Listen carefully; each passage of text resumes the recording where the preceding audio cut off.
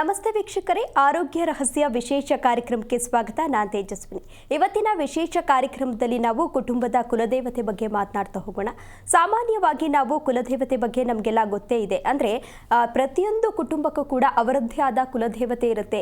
ನಮಗೆ ಏನೇ ಸಮಸ್ಯೆ ಬಂದರೂ ಕೂಡ, ಏನೇ ಸಂಕಷ್ಟ ಬಂದರೂ ಕೂಡ ನಾವು ಕುಲದೇವರಿಗೆ ಹೋಗಿ ಪೂಜೆಯನ್ನು ಸಲ್ಲಿಸೋದು ವಾಡಿಕೆಯಾಗಿದೆ. ನಾವು ಹೋಗಿ ವಿಶೇಷ ಪೂಜೆಯನ್ನು ಸಲ್ಲಿಸೋದ್ರಿಂದ ಆ ಸಮಸ್ಯೆ ಬಗೆಹರಿಯುತ್ತೆ ಅನ್ನೋ ನಂಬಿಕೆ ಕೂಡ ಇದೆ. ಆದರೆ ನಿಜವಾಗ್ಲೂ ಕೂಡ ಕುಟುಂಬದ ಕುಲದೇವತೆ ಯಾವುದು ಅನ್ನೋದ್ರ ಬಗ್ಗೆ ಇವತ್ತಿನ ಕಾರ್ಯಕ್ರಮದಲ್ಲಿ ಮಾತನಾಡ್ತಾ ಹೋಗೋಣ. ಇದ್ರ ಬಗ್ಗೆ ಹೆಚ್ಚಿನ ಮಾಹಿತಿಯನ್ನು ನೀಡಲು ನಮ್ಮ ಜೊತೆ ಇದ್ದಾರೆ ಶ್ರೀಮಾನ್ ಶ್ರೀ ಪುರುಷೋತ್ತಮ್ ದೇಶಿಕ್ ಗುರೂಜಿ ಅವರು. ಅವ್ರನ್ನ ಕಾರ್ಯಕ್ರಮಕ್ಕೆ ಬರ್ಮಾಡ್ಕೊಳ್ಳೋಣ. ನಮಸ್ತೆ ಗುರೂಜಿ, ಕಾರ್ಯಕ್ರಮಕ್ಕೆ ಸ್ವಾಗತ. ನಮಸ್ಕಾರ ಗುರೂಜಿ. ನಮಗೆ ಕುಟುಂಬ ಅಂದರೆ ಕುಲದೇವತೆ ಬಗ್ಗೆ ನಮಗೆಲ್ಲ ಸಾಮಾನ್ಯವಾಗಿ ಗೊತ್ತೇ ಇದೆ. ಕುಟುಂಬದ ಕುಲದೇವತೆ ಅಂದರೆ ಯಾವುದು? ಹರಿ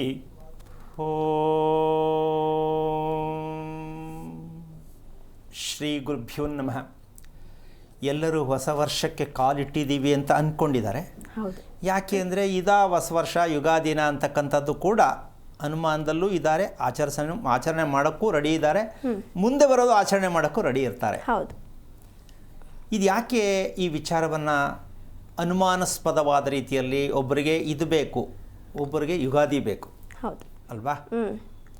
ಸೊ ಇದರಲ್ಲಿ ಯಾವ ಸರಿ ಯಾವ ತಪ್ಪು ಅಂತಕ್ಕಂಥದ್ದು ನಮ್ಮಲ್ಲಿ ವಾದ ವಿವಾದದಲ್ಲೇ ಹುಳುತ್ತಿದೆ. ಎಲ್ಲ ಪ್ರತಿಯೊಂದು ವಿಷಯನೂ ಕೂಡ ಹಾಗೆಯೇ. ಈ ರಹಸ್ಯಕ್ಕೆ ಕಾರಣಕರ್ತನಾಗಿರ್ತಕ್ಕಂತಹ ಶ್ರೀಮನ್ನಾರಾಯಣನ ಪಾದ ಕಮಲಗಳಿಗೆ ಕೋಟಿ ಕೋಟಿ ನಮನಗಳನ್ನು ಅರ್ಪಣೆಯನ್ನು ಮಾಡಿ ನೀನೊಂದು ಮಾತು ಹೇಳಿದೆ. ಕುಲದೇವತೆ ಅಂತಕ್ಕಂಥದ್ದು ಅವರವರ ಕುಟುಂಬಕ್ಕೆ ಇರುತ್ತೆ. ಹೌದು. ಇದು ಸರ್ವದಾ ಅಪರಾಧದ ವಿಚಾರ. ಇಲ್ಲಿವರೆಗೂ ನಮ್ಮ ದೇಶದಲ್ಲಿ ನಮ್ಮ ಭಾರತ ಅಂತಕ್ಕಂಥ ಒಂದು ಲೆಕ್ಕಾಚಾರ ತಗೊಂಡ್ರೆ, ನಾನು ಭಾರತೀಯ ಅಂತ ನಾವು ಹೇಳ್ಕೋಬೇಕಾದ್ರೆ ಒಂದು ಕೋಡ್ ವರ್ಡ್ ಇದೆ. ನಾನು ಭಾರತೀಯ ಅನ್ನೋದನ್ನ ನಾವು ಹೇಳಕ್ಕೆ ಒಂದು ಅಧಿಕಾರ ಬೇಕು. ಬೇಕು ಅಂತೀಯ, ಬೇಡ ಅಂತೀಯ? ಯಾವುದೇ ಆಧಾರವಿಲ್ಲದೆ ನಾವು ಬದುಕಲಿಕ್ಕಾಗಲ್ಲ. ಯಾವುದೇ ಆಧಾರವಿಲ್ಲದೆ ನಾವು ಯಾವುದೇ ಕಾರಣಕ್ಕೂ ಯಾವುದನ್ನು ಹೇಳಕ್ಕಾಗಲ್ಲ. ಹೌದು. ಅದಕ್ಕೆ ನಾನು ಭಾರತೀಯ ಅಂತ ಹೆಮ್ಮೆಯಿಂದ ಹೇಳ್ಕೊಳ್ಳೋಕ್ಕೆ ಒಂದು ಕೋಡ್ ವರ್ಡ್ ಇದೆ.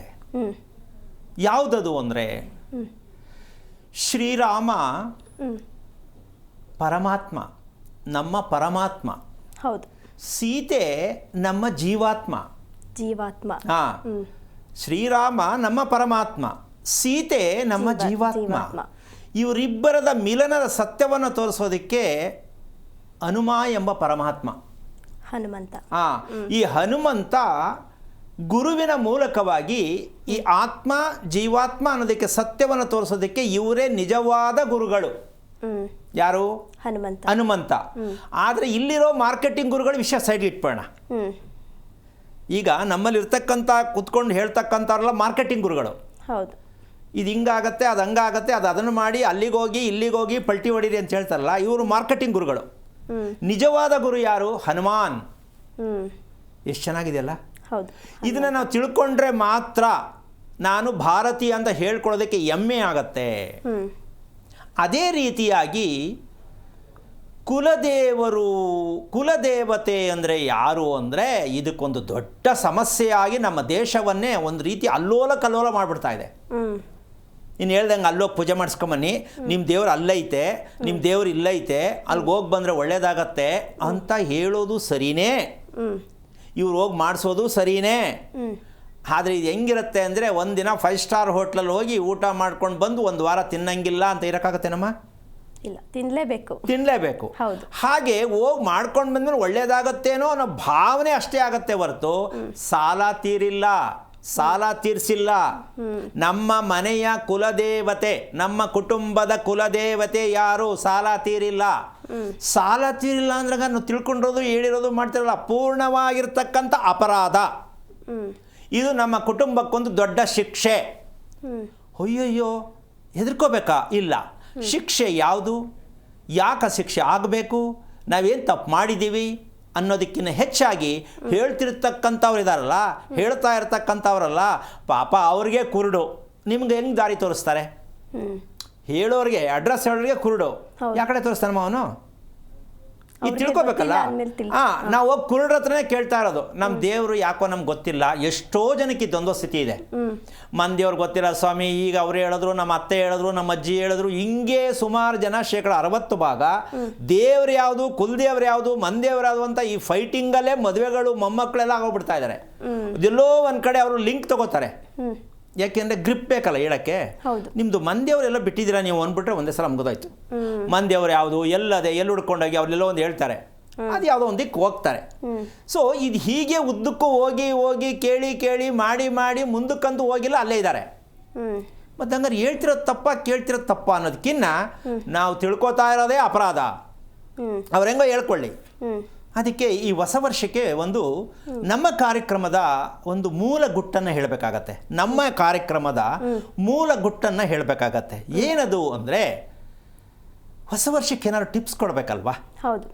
ಅದಕ್ಕೋಸ್ಕರವಾಗಿ ಆ ಟಿಪ್ಸ್ ಯಾವುದಪ್ಪ ಅಂದರೆ, ನಮ್ಮ ಕಾರ್ಯಕ್ರಮವನ್ನು ಅರ್ಥ ಮಾಡ್ಕೊಳ್ಳೋಕ್ಕೆ ಮೊದಲನೇದಾಗಿ ಅನುಮಾನ. ನಮ್ಮ ಕಾರ್ಯಕ್ರಮದ ಬಗ್ಗೆ ನೋಡುತ್ತಿರುವವರು ಎಲ್ಲರಿಗೂ ಅಲ್ಲ, ಕೆಲವರಿಗೆ ಅನುಮಾನ. ಸುಳ್ಳು ಹೇಳ್ತಿದ್ದಾರೋ ನಿಜ ಹೇಳ್ತಿದ್ದಾರೋ, ಸರಿನಾ ತಪ್ಪ, ಒಳ್ಳೇದಾ ಕೆಟ್ಟದ್ದ, ನಂಬೇಕಾ ಬೇಡವಾ, ಇದು ಅನುಮಾನ. ಎರಡನೇದು, ಇದನ್ನು ಇಲ್ಲ ಏನೇ ಆಗಲಿ ಇದನ್ನೇ ತಿಳ್ಕೋಬೇಕು ಅಂತಕ್ಕಂಥ ತಿಳ್ಕೊಂಡು ಏನೋ ಮಾಡೋಕ್ಕೋದ್ರೆ ಅಕ್ಕಪಕ್ಕರು ಇವ್ರ ಮೇಲೆ ಅವಮಾನ ಮಾಡ್ತಾರೆ. ಅವ್ರು ಯಾರೋ ಹೇಳ್ತಾರೆ ಅಂತ ನೀವೇನೇನೋ ಮಾಡ್ತಿರಲ್ಲ. ಏನು ಬೆಳಿಗ್ಗೆ 5 ಗಂಟೆಗೆ ಸ್ನಾನ ಮಾಡ್ಕೊಂಡು ಹೂ ಮುಡ್ಕೊಂಡಿದ್ಯಾ, ಅದು ಯಾರೋ ಟಿ ವಿಲಿ ಹೇಳ್ತಾರೆ ಅಂತ ನೀನು ಮಾಡ್ತಾ ಇದ್ದೀಯಾ ಅಂತ ಹೋಗ್ಬಿಟ್ಟು ಅವ್ರಿಗೆ ಅವಮಾನ ಮಾಡ್ತಾರೆ. ಮೊದಲು ಅನುಮಾನ, ಆಮೇಲೆ ಅವಮಾನ. ಈ ಅವಮಾನ ಆಗಲಿ ಬಿಡಲಿ, ನಾನು ಸಾಧನೆ ಮಾಡೇ ಮಾಡ್ತೀನಿ ಅಂದರೆ ನಿಮ್ಗೆ ಸಿಗುತ್ತೆ ಸನ್ಮಾನ. ಅಂದರೆ ಪೂರ್ಣವಾಗಿ ವಿಚಾರವನ್ನು ನಾವು ಸಾಧನೆ ಮಾಡಲೇಬೇಕಂತ ನೀವು ಸಾಧನೆ ಮಾಡಿ ಯಾರಿಗಾರು ಹೇಳ್ಕೊಳ್ಳಿ, ಯಾರೇನಾರು ಹೇಳ್ಕೊಳ್ಳಿ, ಇಲ್ಲ ಇದರಲ್ಲಿ ಏನೋ ಒಂದು ಸತ್ಯ ಇದೆ ಅಂತ ತೀರ್ಮಾನ ಮಾಡಿಕೊಂಡಾಗ ನಿಮ್ಗೆ ಸಿಗುತ್ತೆ ನಿಮ್ಮ ಕುಟುಂಬದಲ್ಲಿ ನಿಮಗೆ ಸನ್ಮಾನ. ಬೇಕಾ ಬೇಡ ಅಂತೀಯಾ? ಬೇಕು. ಗಂಡನಿಂದ ಹೆಂಡತಿಗೆ ಸನ್ಮಾನ, ಹೆಂಡತಿಯಿಂದ ಗಂಡನಿಗೆ ಸನ್ಮಾನ, ಇವರಿಬ್ಬರಿಂದ ಮಕ್ಕಳಿಗೆ ಸನ್ಮಾನ, ಮಕ್ಕಳಿಂದ ತಂದೆ ತಾಯಿಗೆ ಸನ್ಮಾನ. ಈ ಹೊಸ ವರ್ಷದ ಈ ಅನುಮಾನ ಅಂತಕ್ಕಂಥದ್ದು ಏನಾದ್ರು ಇಟ್ಕೊಂಡಿದ್ರೆ ನೀವು ಸ್ವಲ್ಪ ತೆಗೆದುಹಾಕಿ ಸೈಡ್ಗೆ. ನಮ್ಮದು ಹೊಸ ವರ್ಷದ ಟಿಪ್ಸ್ ಇದು. ಕಾರ್ಯಕ್ರಮ ಸರಿನಾ ತಪ್ಪ, ಬೇಕಾ ಬೇಡವಾ ಅಂತಕ್ಕಂಥದ್ದು ಕೆಲವರು ಅಲ್ವಾ. ಈಗ ಅದಕ್ಕೆ ಸರಿಯಾದ ಉತ್ತರವನ್ನು ಹೇಳಿದ್ದೀನಿ. ಯಾಕೆ ಅಂದರೆ, ನಾನು ಭಾರತೀಯ ಅಂತ ಆಗಿದ್ದೀನಿ, ಭಾರತ ದೇಶದಲ್ಲಿ ನಾನು ಇರೋಕ್ಕೆ ಸರಿಯಾಗಿದ್ದೀನಿ ಅನ್ನೋದೇ. ಆದರೆ ಇವತ್ತು ಹೇಳಿದಂಥ ಶ್ರೀರಾಮ ಸೀತೆ ಬಗ್ಗೆ ನೀವು ಸ್ವಲ್ಪ ಅದನ್ನು ಏನಾರು ತಿಳ್ಕೊಳ್ಳೋಕೆ ಪ್ರಯತ್ನ ಪಟ್ಟರೆ, ನೀವು ಏನೇನು ಮಾಡಬೇಕು, ಏನೇನು ಮಾಡಿಲ್ಲ, ಏನೇನು ಆಗಬೇಕು, ಇವೆಲ್ಲವೂ ಕೂಡ ಆ ಹನುಮಾನ್. ಈ ಹನುಮಾನ್ ಅಂತ ಯಾಕೆ ಹೇಳ್ತೀನಿ ಅಂದರೆ, ಆಂಜನೇಯ ಅಂತ ಯಾಕೆ ಹೇಳಿಲ್ಲ ಅಂದರೆ, ಈ ಅನುಮಾನ ಹೋಗ್ಸೋದಕ್ಕೆ ಹನುಮಂತನ ಹೆಸರೇ ಅನುಮಾನ. ಅಲ್ಲೂ ಹೆಸರಲ್ಲೂ ಅನುಮಾನ ಇದೆ. ಹನುಮಾನ್ ಅಂತ ಯಾಕೆ ಹೆಸರಿಟ್ರು? ಅದಕ್ಕೆ ಈ ಗುರು ಅಂತಕ್ಕಂಥ ಸ್ಥಾನ ಹನುಮನಿಗೆ ಏನಕ್ಕೆ ಕೊಟ್ಟಿದ್ದು ಅಂತಂದರೆ, ಈ ಅನುಮಾನ ಅನ್ನೋದಕ್ಕೆ ನೀವು ಅವರನ್ನೇ ಗುರುತಿಸಿದಾಗ ಈ ಅನುಮಾನದಿಂದ ಹೊರಗೆ ತರೋದಕ್ಕೆ ಪ್ರಯತ್ನ ಮಾಡ್ತಾರೆ. ಇದಕ್ಕೆ ವಿಚಾರವನ್ನು ಇವತ್ತು ಹೇಳೋಣ. ಏನಕ್ಕೆ ಅಂದರೆ, ಜ್ಞಾನ ಅಂತಕ್ಕಂಥದ್ದು ಬೇಕು ಪ್ರತಿಯೊಬ್ಬರಿಗೂ ಅಂತಕ್ಕಂಥದ್ದೇ ಈ ಕಾರ್ಯಕ್ರಮದ ಪೂರ್ಣ ಉದ್ದೇಶ. ಹೌದು. ಪ್ರತಿಯೊಬ್ಬರಿಗೆ ಏನು ಬೇಕು? ಜ್ಞಾನ ಬೇಕು. ನಮಗೆ ಬುದ್ಧಿ ಬೇಡ ಸ್ವಾಮಿ, ಜ್ಞಾನ ಬೇಕು. ಈ ಬುದ್ಧಿ ಖರ್ಚು ಮಾಡಿ ಇಲ್ಲಿವರೆಗೂ ಎಲ್ಲ ಪರಿತಪ್ಪಿಸಿ ನೆಲ ಕಚ್ಚಿಬಿಟ್ಟಿದ್ದೀವಿ. ಈ ರೀತಿಯಾಗಿ ಜ್ಞಾನ ಬೇಕು ಅಂದರೆ ನೀವು ಕುಲದೇವತೆ ಯಾರು ಅಂತಕ್ಕಂಥ ತಿಳ್ಕೊಳ್ಳೋದಕ್ಕೆ ಅತಿ ಮುಖ್ಯವಾದ ಒಂದು ವಿಷಯ ಯಾವುದು ಅಂದರೆ, ನಮ್ಮ ಮನೆಯಲ್ಲಿ ಇರ್ತಕ್ಕಂತಹ ಒಂದು ಭಾಗ ಇದೆ. ಮನೆಯ ಒಳಗಡೆ ಇರ್ತಕ್ಕಂಥದ್ದೇ ಕುಲದೇವತೆ. ಮನೆಯ ಒಳಗಡೆ ಇರೋದೇ ಕುಲದೇವತೆ. ನಾವು ಹುಡುಕೊಂಡು ಹೋಗ್ತೀವಿ, ಅವ್ರು ಹುಡುಕೊಳ್ಳೋಕೆ ಹೇಳ್ತಾರೆ. ಎಷ್ಟು ಮಟ್ಟಕ್ಕೆ ನಾವು ಭಾರತೀಯರು ಅಂತ ಹೇಳ್ಕೊಳ್ಳೋಕ್ಕೆ ನಾಚಿಕೆ ಆಗತ್ತೆ, ಅವಮಾನ ಆಗತ್ತೆ. ಸ್ವಲ್ಪ ಯೋಚನೆ ಮಾಡಿ. ಒಬ್ಬೊಬ್ಬರು ಒಂದೊಂದು ಹೇಳ್ತಾರ್ರಿ, ಯಾವ್ದು ಮಾಡ್ತೀರಾ ನೀವು? ಈ ದೇವ್ರು ಮಾಡಿ ಒಬ್ಬ ಹೇಳ್ತಾರೆ, ಇನ್ನೊಂದು ದೇವ್ರು ಮಾಡಿ ಅಂತ ಇನ್ನೊಬ್ಬ ಜೊತೆ ನಮ್ಮ ದೇಶದಲ್ಲಿ ಆಗ್ತಾ ಇರೋದು. ಹೌದು ಅಲ್ವಾ? ಈ ಅನುಮಾನ ಅಂತಕ್ಕಂಥದ್ದು ಈ ಹೊಸ ವರ್ಷ 26ನೇ ಇಸ್ವಿಗೆ ದಯವಿಟ್ಟು ಮೈಂಡಿಂದ ತೆಗೆದಾಕಿ. ನಿಖರವಾದ ಮಾಹಿತಿ ಸತ್ಯ ಇದೆ ಅಂತಕ್ಕಂಥ ತಿಳ್ಕೊಂಡ್ರೆ ಅದ್ರ ಮುಂದೆ ಹೋಗಿ. ನೀವು ಮುಂದೆ ಹೋಗಬೇಡಿ, ಅದರಿಂದ ನೀವು ಹೋಗಿ. ಯಾವುದರಿಂದ? ನಮ್ಮ ವಾಸದ ಮನೆಯ ಹಿಂದೆ ನಾವು ಹೋಗಬೇಕು. ಮುಂದೆ ನಮಗೆ ಮನೆ ಕರ್ಕೊಂಡು ಹೋಗುತ್ತೆ. ನಾವು ಮನೆ ಎಳ್ಕೊಂಡು ಹೋಗ್ತಾ ಇದ್ದೀವಿ. ಯಾವ್ದು ಎಳ್ಕೊಂಡು ಹೋಗ್ಬೇಕು? ನಮ್ಮನ್ನ ಮನೆ ನಮ್ಮನ್ನು ಕರ್ಕೊಂಡು ಹೋಗ್ಬೇಕು. ನಾವು ಮನೆ ಎಳ್ಕೊಂಡು ಹೋಗೋದಲ್ಲ. ಯಾಕೆ ಈ ಮನೆ ಎಳ್ಕೊಂಡು ಹೋಗ್ತಾ ಇದ್ದೀವಿ ಅಂದರೆ, ಮನೆ ಸರಿ ಇಲ್ಲ, ಚೇಂಜ್ ಮಾಡಿ. ಈ ರೋಗ ಇದೆಯಲ್ಲ, ಮನೆ ಸರಿ ಇಲ್ಲ, ಚೇಂಜ್ ಮಾಡಿ. ಎಷ್ಟು ಮನೆ ಚೇಂಜ್ ಮಾಡೋದು? ಏನು ಮಾಡಿ ಏನು ಒಳ್ಳೇದಾಗ ಅಲ್ಲಮ್ಮ, ಚೇಂಜ್ ಮಾಡಿ ಮಾಡಿ ಅವ್ರಿಗೂ ಈ ಕಡೆಯಿಂದ ಆ ಕಡೆ ಸಾಮಾನು ಸಾಗಿಸಿ ಜೀವನ ಎಲ್ಲ ಸೋತೋಗ್ಬಿಟ್ಟು ಆಮೇಲೆ ಚೆನ್ನಾಗಿರೋ ಮನೆ ಎಲ್ಲಿ ಸಿಗುತ್ತೆ? ಚೆನ್ನಾಗಿರೋ ಮನೆ ಇದ್ರೆ ನಿಮ್ಗೆ ಯಾರು ಕೊಡ್ತಾರೆ ಬೇರೆಯವರು? ಅಲ್ವೇನಮ್ಮ? ಮನೆ ಚೆನ್ನಾಗಿರೋದು ಅಂತ ಕೇಳ್ತಾರೆ ನಮ್ಮ ಜನ. ಚೆನ್ನಾಗಿರೋ ಮನೆ ನಿಮ್ಗೆ ಸಿಕ್ಕೋದಾದ್ರೆ ಬಾಡಿಗೆ ಕೊಡೋರು ಅವರೇ ಇಟ್ಕೋತಾರೆ, ನಿಮ್ಗೆ ಯಾಕೆ ಕೊಡ್ತಾರೆ? ನಮ್ಮ ಜನಕ್ಕೆ ಇನ್ನೂ ಅರ್ಥ ಆಗಿಲ್ಲ ಕನ್ನಡ. ನನ್ನನ್ನೇ ಕೇಳ್ತಾರೆ, ಗುರುಗಳೇ ಚೆನ್ನಾಗಿರೋ ಮನೆ ನಮ್ಗೆ ಸಿಕ್ಕತ್ತಾ? ಈಗ ನಾನು ಒಂದು ಪೂಜೆ ಹೇಳ್ಬೇಕು, ಅದಕ್ಕೆ ಒಂದು ಪೂಜೆ ಮಾಡಿ ಸಿಕ್ಕತ್ತೆ ಅಂತ ಅಂದರೆ ದುಡ್ಡು ಇಸ್ಕೊಂಡು ನಾನು ಜೇಬ್ಗೆ ಹಾಕೋಬೋದು, ಸಿಗಲ್ಲ, ಯಾವ ಕಾರಣಕ್ಕೂ ಸಿಗಲ್ಲ. ಚೆನ್ನಾಗಿರೋ ಮನೆ ಯಾವುದು ಅಂತ ನಮ್ಗೆ ಗೊತ್ತೇ ಇಲ್ವಲ್ಲ, ಓನರ್ಗೂ ಗೊತ್ತಿಲ್ಲ, ಓನರ್ಗೆ ಚೆನ್ನಾಗಿರೋ ಮನೆ ಗೊತ್ತಿಲ್ಲ, ಬಾಡಿಗೆವ್ರಿಗೆ ಹೆಂಗೆ ಸಿಕ್ಕತ್ತೆ? ಸೊ ಈ ರೀತಿಯಾಗಿರ್ತಕ್ಕಂಥ ಸಮಸ್ಯೆಯಿಂದ ನಾವು ಹೊರಗೆ ಬರೋದು ಯಾವಾಗ ಅಂತಕ್ಕಂತಹ ಲೆಕ್ಕಾಚಾರಕ್ಕೆ ಹೋದರೆ ಈಗ ಒಂದು ಸಣ್ಣ ಚಿತ್ರವನ್ನು ತೋರಿಸೋಣ. ಏನು? ನಮ್ಮ ಮನೆಯಲ್ಲಿ ಇರ್ತಕ್ಕಂತಹ ಭೂಮಿ ಯಾವುದು? ನಾವು ಭೂಮಿ ಮೇಲೆ ಇದ್ದೀವಿ, ಆದರೆ ಭೂಮಿ ನಮಗೆ ಎಂಥ ಅದೃಷ್ಟವನ್ನು ಕೊಡಬೇಕಾಗಲಿ ದುರಾದೃಷ್ಟ ಕೊಡಬೇಕಾಗಲಿ ಭೂಮಿಯಿಂದನೇ ಇಸ್ಕೋಬೇಕು ನಾವು, ಇದು ಬಿಟ್ಟು ಬೇರೆ ಇಲ್ಲ. ಈಗ ನೋಡಮ್ಮ, ಇಲ್ಲಿ ಒಂದು ಕಾಣಿಸ್ತಾ ಇದೆ, ಒಬ್ಬ ಸೂರ್ಯ ಆಕಾಶದಲ್ಲಿ ಕಾಣುತ್ತ ಸೂರ್ಯ. ಈಗ ಕೆಳಗಡೆ ಸೂರ್ಯನ ಕಿರಣ ಭೂಮಿ ಮೇಲೆ ಬಿಡ್ತಾ ಇದೆ. 9 ಗ್ರಹ ನೋಡಮ್ಮ, ಭೂಮಿಯ ಮೇಲೆ ಸಹಸ್ರಾರು ಸೂರ್ಯಗಳು. ನಾವು ಸಹಸ್ರನಾಮ ಮಂತ್ರ ಹೇಳ್ತೀವಿ, ಹೌದಾ? ವಿಷ್ಣು ಸಹಸ್ರನಾಮ, ಲಲಿತ ಸಹಸ್ರನಾಮ. ಆದರೆ ಸೂರ್ಯನಿಂದ ಬಿರುವಂತ ಸಹಸ್ರನಾಮ ನಾವು ನೋಡ್ತಾ ಇಲ್ಲ, ನಾವು ಅದನ್ನ ಡಿಫ್ರೆಂಟ್ ಮಾಡ್ಕೊಂಡಿದೀವಿ. ಅದ್ರ ಕೆಳಗಡೆ ಭೂಮಿಯಲ್ಲಿ ನೋಡಮ್ಮ 9 ಗ್ರಹಗಳಿದ್ದಾರೆ. ಈಗ ಸೂರ್ಯನ ಒಳಗಡೆ ಸೇರ್ಕೊಂಡಿದ್ದಾರೆ ನವಗ್ರಹಗಳು, ಹೌದಾ? ಭೂಮಿಯಲ್ಲಿದ್ದಾರೆ ನವಗ್ರಹಗಳು. ಇದನ್ನ ಪ್ರತಿಯೊಬ್ಬರು ಬುದ್ಧಿವಂತರು, ಜ್ಞಾನವಂತರು, ಘನಪಂಡಿತರು ಇದನ್ನ ಸ್ವಲ್ಪ ನೋಡ್ಕೋಬೇಕು. ಒಂದು ಸೂರ್ಯ ಅನ್ಕೊಂಡಿದೀವಲ್ಲ, ಅಲ್ಲ, ಸಹಸ್ರಾರು ಸೂರ್ಯಗಳು. ಒಂದು ಮನೆಗೆ ಒಂದೇ ತರ ಬೆಳಕು ಬೀಳಲ್ಲ, ಒಂದೊಂದು ಮನೆ ಒಂದೊಂದು ಕಡೆ ಬೀಳುತ್ತೆ, ಅಲ್ವಾ? ಒಂದೇ ಸೂರ್ಯ ಅಂತ ಹೆಂಗ್ ಒಪ್ಕೊಂಡ್ರಿ? ಈ ಪ್ರಶ್ನೆ ಇನ್ನೂ ನಮ್ಗೆ ಗೊತ್ತಾಗಿಲ್ಲ. ಸೂರ್ಯ ಪೂರ್ವ ಅಂತ ತೋರಿಸೋ ಅಭ್ಯಾಸ ಇದೆ, ಎಲ್ಲರಿಗೂ ಪೂರ್ವ ಮನೆಗೆ ಸಿಕ್ಕಲ್ಲ. ಒಬ್ಬರಿಗೆ ಅಡಿಗೆ ಮನೆಗೆ ಬರುತ್ತೆ, ಒಬ್ಬರಿಗೆ ಮೇನ್ ಡೋರ್ಗೆ ಬರುತ್ತೆ, ಒಬ್ಬರಿಗೆ ಸ್ವಾಮಿ ಜನವರಿಯಿಂದ ಫೆಬ್ರವರಿವರೆಗೂ ಈ ಕಡೆ ಅಂತಾರೆ, ಆಮೇಲೆ ಈ ಕಡೆ ಅಂತಾರೆ. ಹಾಗಾದ್ರೆ ಸೂರ್ಯ ಪರ್ಟಿಕ್ಯುಲರ್ ಆಗಿ ಒಂದೇ ಮನೆಗೆ ಇರ್ತಕ್ಕಂಥ ಸೂರ್ಯ ಪಕ್ಕದ ಮನೆಗೆ ಬೀಳಲ್ಲ, ಬೇರೆ ತರ ಚೇಂಜ್ ಆಗುತ್ತೆ. ಸೊ ಈ ಸತ್ಯ ನಾವು ತಿಳ್ಕೊಳ್ಳೋವರೆಗೂ ನಾವು ಭಾರತೀಯ ಅಂತ ಒಪ್ಕೊಳ್ಳಂಗಿಲ್ಲ. ಮಾರ್ಕೆಟಿಂಗ್ ಗುರುಗಳು ಏನಾದ್ರು ಹೇಳ್ಕೊಳ್ಳಿ, ಅವ್ರು ಯಾವ ಗ್ರಹ ಎಲ್ಲೋ ಐತೆ, ಯಾವಾಗಲೂ ಬರ್ತದೆ, ಚೇಂಜ್ ಆಗುತ್ತೆ, ಒಳ್ಳೇದಾಗತ್ತೆ, ಅವ್ರು ಹೇಳ್ಕೊಳ್ಳಿ, ಅವ್ರು ಇರೋದೇ ಅದಕ್ಕೆ.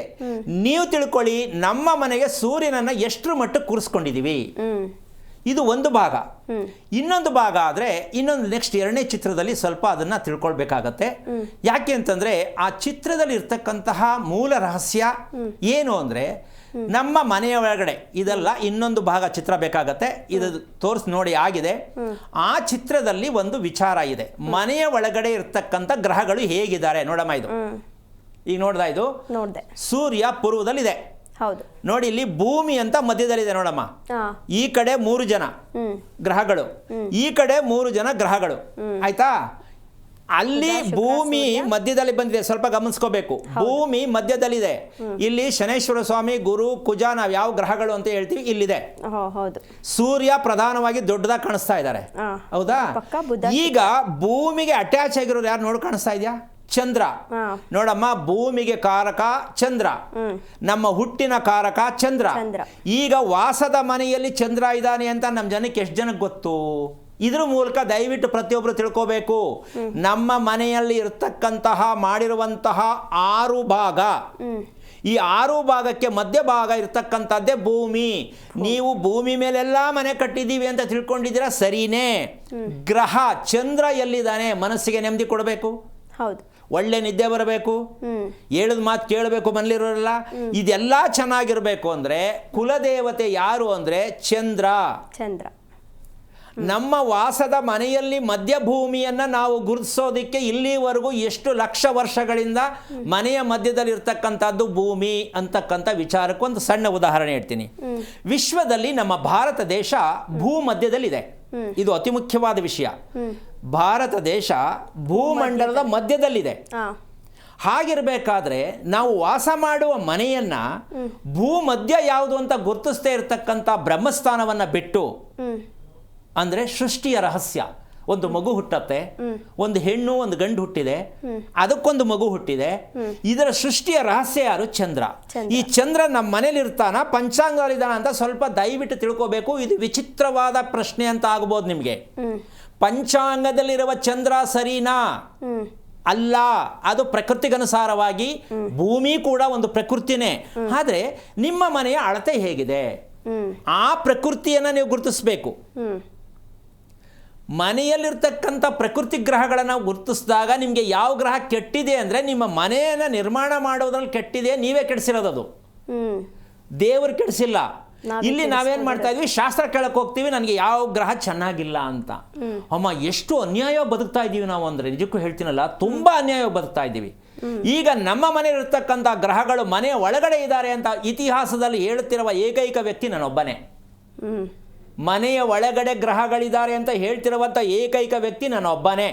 ಯಾಕೆ ಎದೆ ಮುಟ್ಕೊಂಡು ಹೇಳ್ತೀನಿ ಅಂದರೆ, ಗುಂಡಿಗೆ ಬೇಕು, ತಾಕತ್ತು ಬೇಕು, ಹೇಳಕ್ಕೆ ಕೇಳಿಸ್ಕೊಳ್ಳೋಕ್ಕೂ ತಾಕತ್ತು ಬೇಕು. ಅಯ್ಯಯ್ಯೋ ಏನು ಹಿಂಗೆ ಹೇಳ್ತಾ ಇದ್ದಾರೆ ಅಂದರೆ ನಾನೇನು ಮಾಡೋಕ್ಕಾಗಲ್ಲ.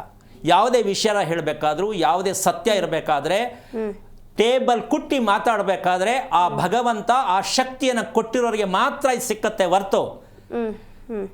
ಕಾರಣ ಯಾಕೆ ಇದು ಹೇಳ್ತೀನಿ ಅಂದರೆ, ಒಂದು ಪಂಚಾಂಗವನ್ನು ಶಾಸ್ತ್ರವನ್ನು ಕೇಳಕ್ಕೆ ಹೋದವರು ಒಂದು ಕುಂಡಲಿನ ತಗೊಂಡು ಹೋದರೆ ಕಡಿಮೆ ಅಂದರು, ಅದನ್ನು ಕಲಿಯೋಕ್ಕೆ ಜ್ಯೋತಿಷ್ಯ ಕಲಿತೀವಿ ಅಂತ ಹೇಳ್ತಾರಲ್ಲಮ್ಮ, ಅವರು ಒಂದು 100ರಿಂದ 120 ವರ್ಷ ಕಾಯಬೇಕು ಜ್ಯೋತಿಷ್ಯ ಕಲಿಯೋಕ್ಕೆ. ಅಂದರೆ ಒಂದು ಜನ್ಮ ಪೂರ್ತಿ ಸಾಲಲ್ಲ. ಅಂದ ಮೇಲೆ ಇಂತಹ ಘನಪಂಡಿತರು ಯಾರಿದ್ದಾರೆ ನಮ್ಮ ಭಾರತ ದೇಶದಲ್ಲಿ? ಜ್ಯೋತಿಷ್ಯವನ್ನು ಹೇಳುವಂತಹ ಪಂಡಿತರುಗಳಿಗೆ ನಾನೊಂದು ಚಾಲೆಂಜ್ ಮಾಡಿ ಕೇಳ್ತೀನಿ, 100-120 ವರ್ಷ ಆದ್ರೂ ಮನುಷ್ಯ ಅದನ್ನು ಕಲಿಯೋಕ್ಕಾಗಲ್ಲ. ಅಂದ ಮೇಲೆ ಅಂಥ ಗಣ್ಯ ವ್ಯಕ್ತಿಗಳು ನಮ್ಮ ದೇಶದಲ್ಲಿ ಇದ್ದಾರಾ? ಇಲ್ಲ. ಹಾಗಿದ್ಮೇಲೆ ಈ ಮಾರ್ಕೆಟಿಂಗ್ ಗುರುಗಳು ಏನು ಮಾಡೋಣ? ನಿಮ್ಮದೇ ಚಾಯ್ಸ್. ಕೇಳಬೇಕಾ ಬೇಡವಾ ಅಂತಕ್ಕಂಥದ್ದು ಸತ್ಯ. ಇದು ಮುಂದುವರೆದ ಭಾಗವನ್ನು ಹೇಳ್ಕೊಡ್ತೀನಿ.